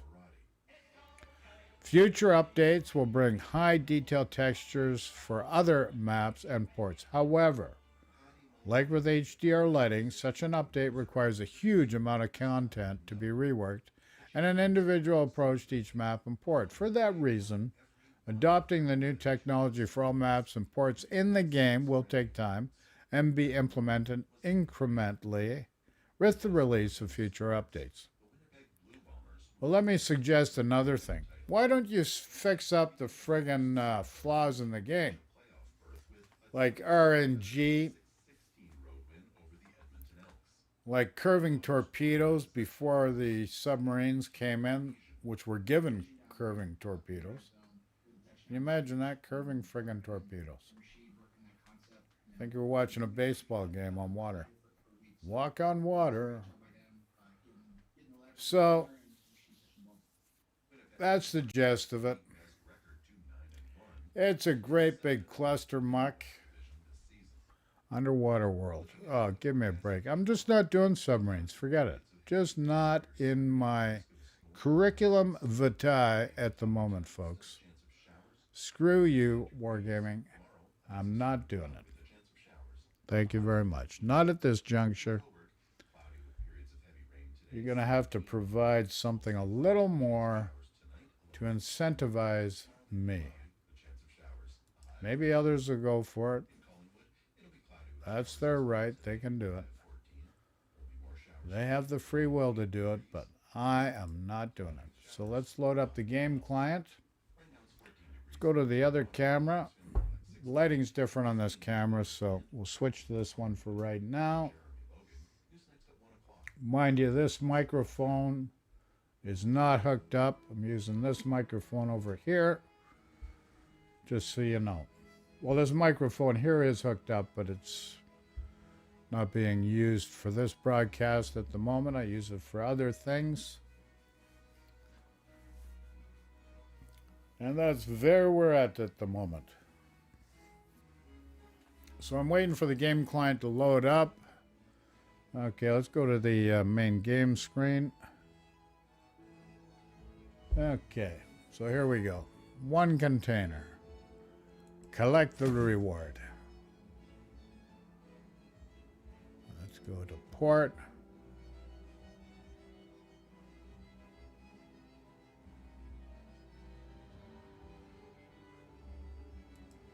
Better say good day to the lads and the clan. Okay, we can build up a new naval structure. Thank you very much.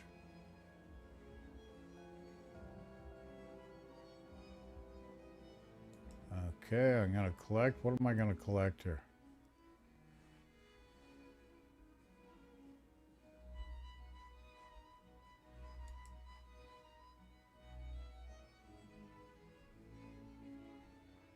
Like, what is this? You're offering me this friggin' stuff, and then you're telling me to try Prime to claim. Like, what the frig is this crap? Give me a friggin' break. Okay, let's see what we get in the container. Open the container. Okay. Have decent credits and 3 flags. Thank you very much. We'll take that. We're getting there. Okay, so here's the Tier 8 Congress. Love this ship. I'm a cruiser guy, so that's right up my alley. Now, brawls. I'm not going to do brawls. I'm just going to do random. And what we're going to do is load up the Odin. Z Odin.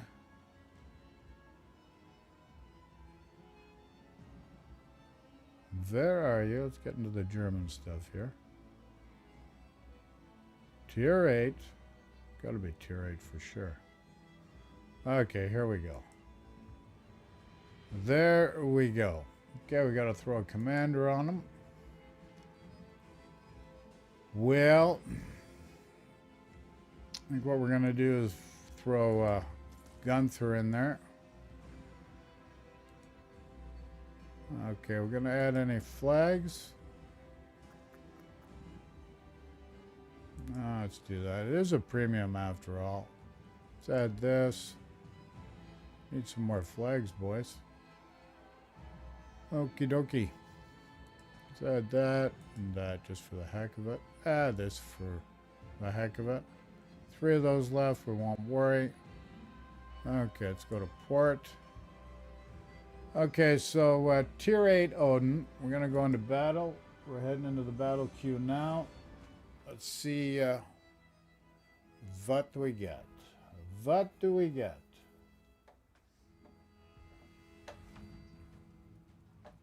He's in the battle queue. We's in the money. We's in the money. Okay. So we're actually top tier of this game. We've got, I still got to really work on how I'm going to deal with submarines. We got a submarine each side. Matchmaking's drunk? Indeed. Indeed. Sure. Where am I? Right, kind of right in the middle. I got to shore up the D side. So let's go D. Let the team know.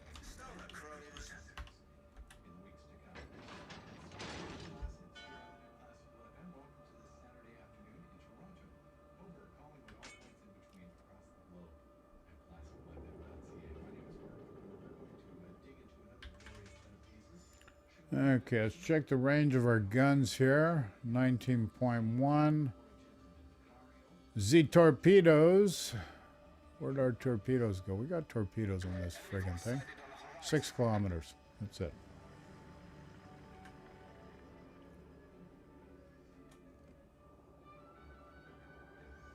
Let's see, what's this? Spotting. Oh, we got a spotter. Nice. Nice. Thank you very much.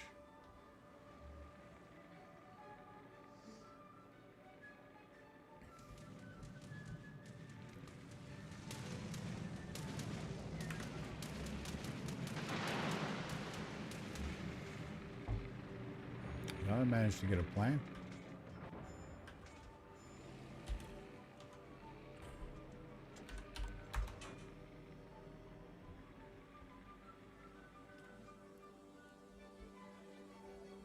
Okay. Still very early into the battle. No rush to go anywhere till we know what's going on here.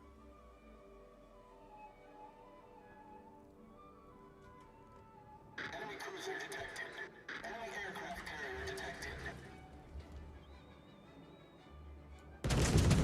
Order airborne.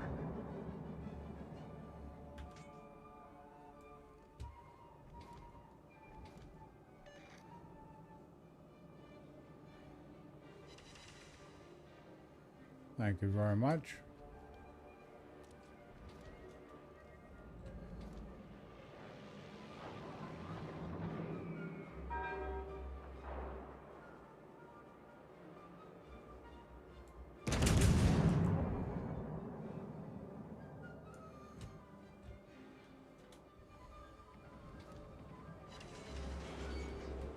Nice. We'll take that. Thank you very much.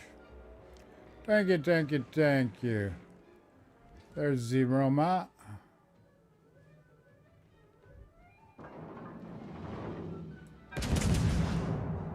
Enemy destroyer detected.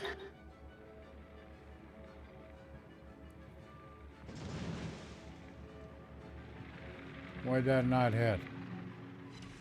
There we go. Thank you. Enemy battleship sighted.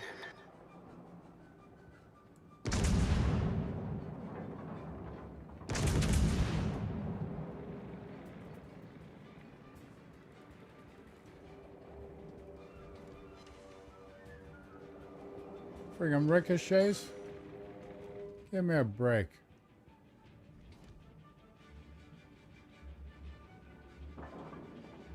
Spotter returning to ship. Enemy cruiser detected.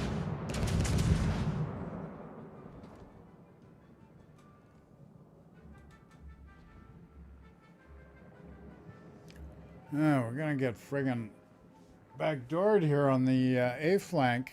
Guys are not doing well on this friggin' port flank. Enemy Let's see if we can get a shot in this Lenin.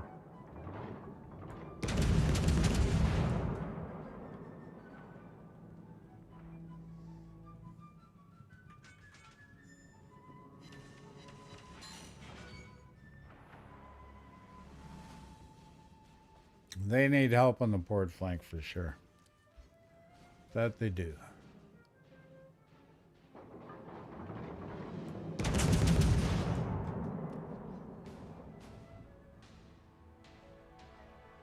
Give them some help.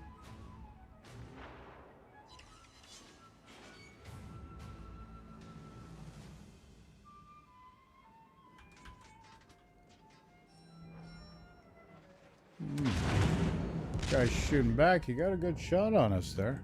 Give him credit. cruiser detected.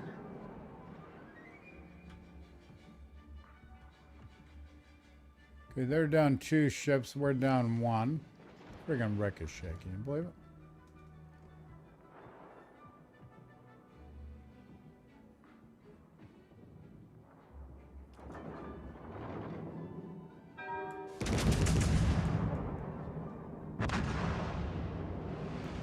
We're down 2. They're down 2.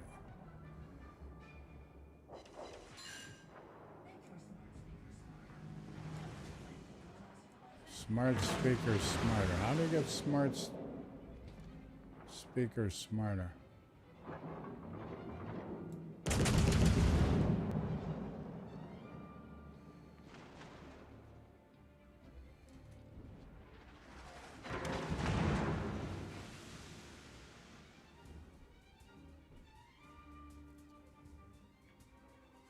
Close game.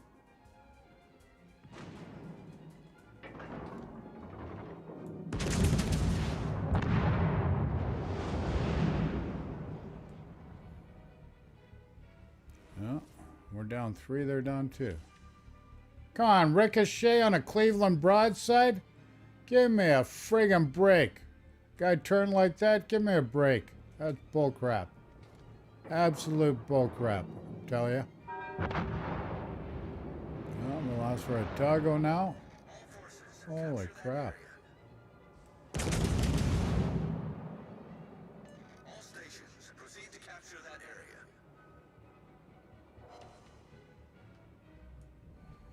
Friggin' ricochets. Gonna be one of those days.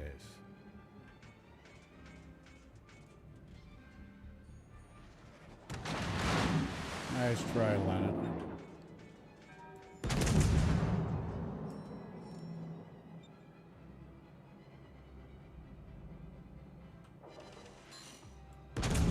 Enemy cruiser sighted. Provide cover for that target.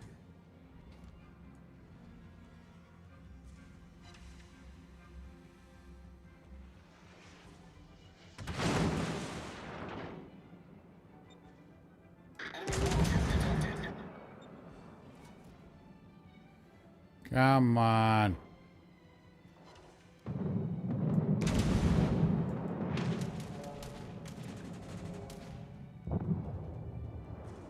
Whole flanks friggin' disappeared.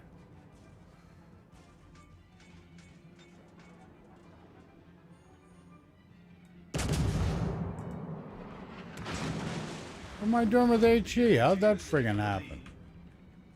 How'd that friggin' happen? And then on the torpedo belt, nothing. Give me a break. Give me a friggin' break.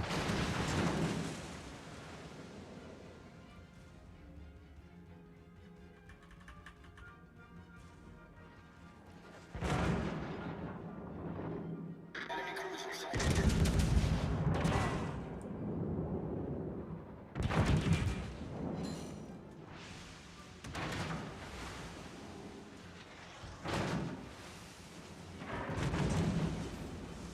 The ship is on fire.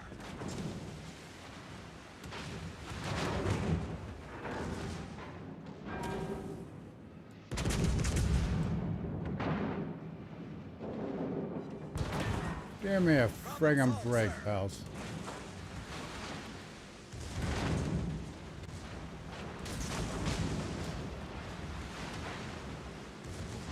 The ship is on fire.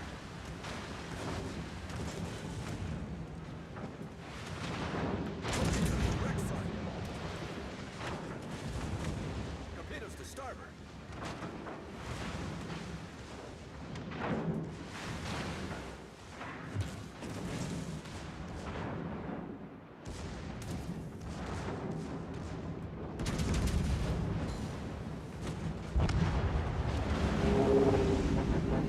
Yeah, we had no choice. We had to go, the whole flank was dying.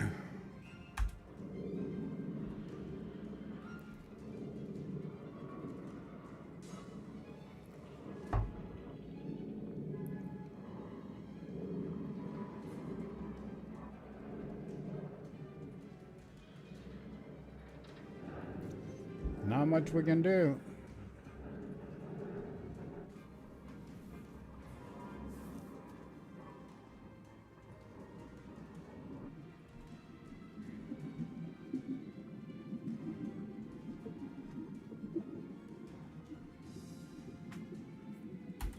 Not much you can do. Well played, Reds. Let them know they played well.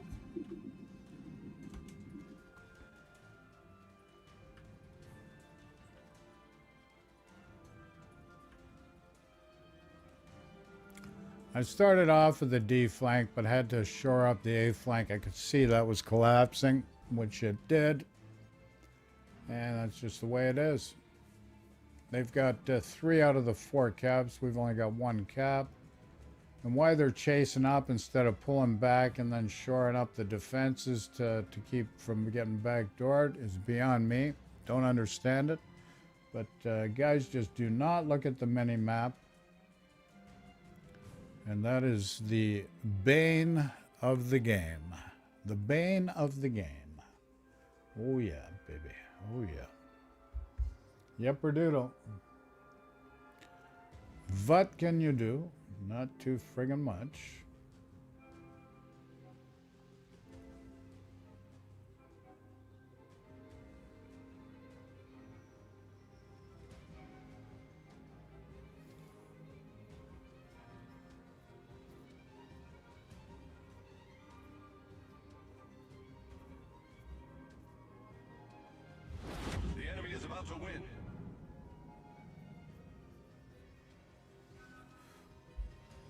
The enemy is about to win for sure. No doubt about it.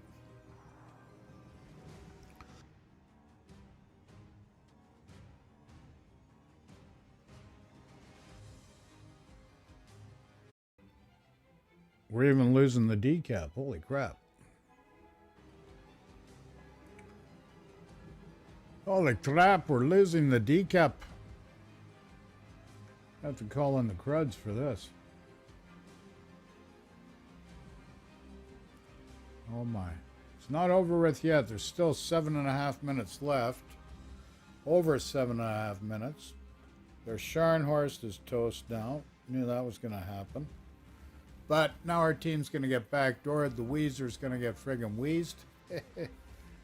Our CV, the Weezer, is going to get wheezed. Oh, yeah. Between friggin' submarines, battleships, this guy. Happy days are over. That's his name. Happy days? Happy days are over, buddy. Weezer, you're going to be having a friggin' sad day after this friggin' battle, buddy. Holy crap.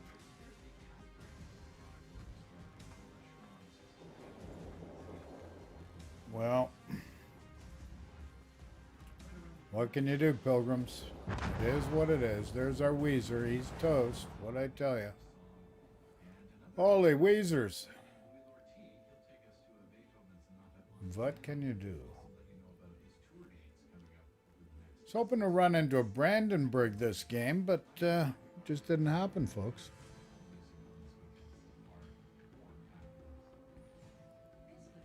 Okay, their CV's toast. Our Z39 took them out. Z39, just do not like the guns on that friggin' destroyer. It's a premium. I think I should just friggin' sell it. I just don't like it. Maybe they'll buff it someday to a point that I may enjoy it. We'll see. But as most of you already know, I'm a cruiser player. That's my preference.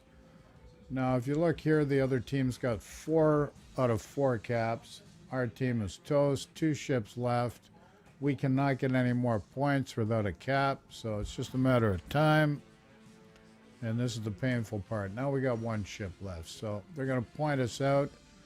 They're at 961. So it's going to be over in about 15 seconds. Albemarle's getting friggin' loaded on left, right, and center by everybody within range, which means more are getting within range than initially intended. Game over. Okay, didn't do all that well. Just tried to shore up the flank just to help our team, but nobody else seen what I was doing or was able to see it for themselves either. So where were we? Mid-pack or just below? Just below. Nothing we can do. We're just playing defensive right from the get-go, basically. Couldn't get unwound. That's just the nature of this game, or this particular game. Not much you can do. Now, the idea was to get against a Brandenburg, but no Brandenburg available. So what are you going to do? Okay, folks, listen, I'd like to thank you for watching. We're going to be back live tomorrow morning, 10 a.m. New York time. Same channel. Any questions? Throw it in chat. Make some comments. We appreciate your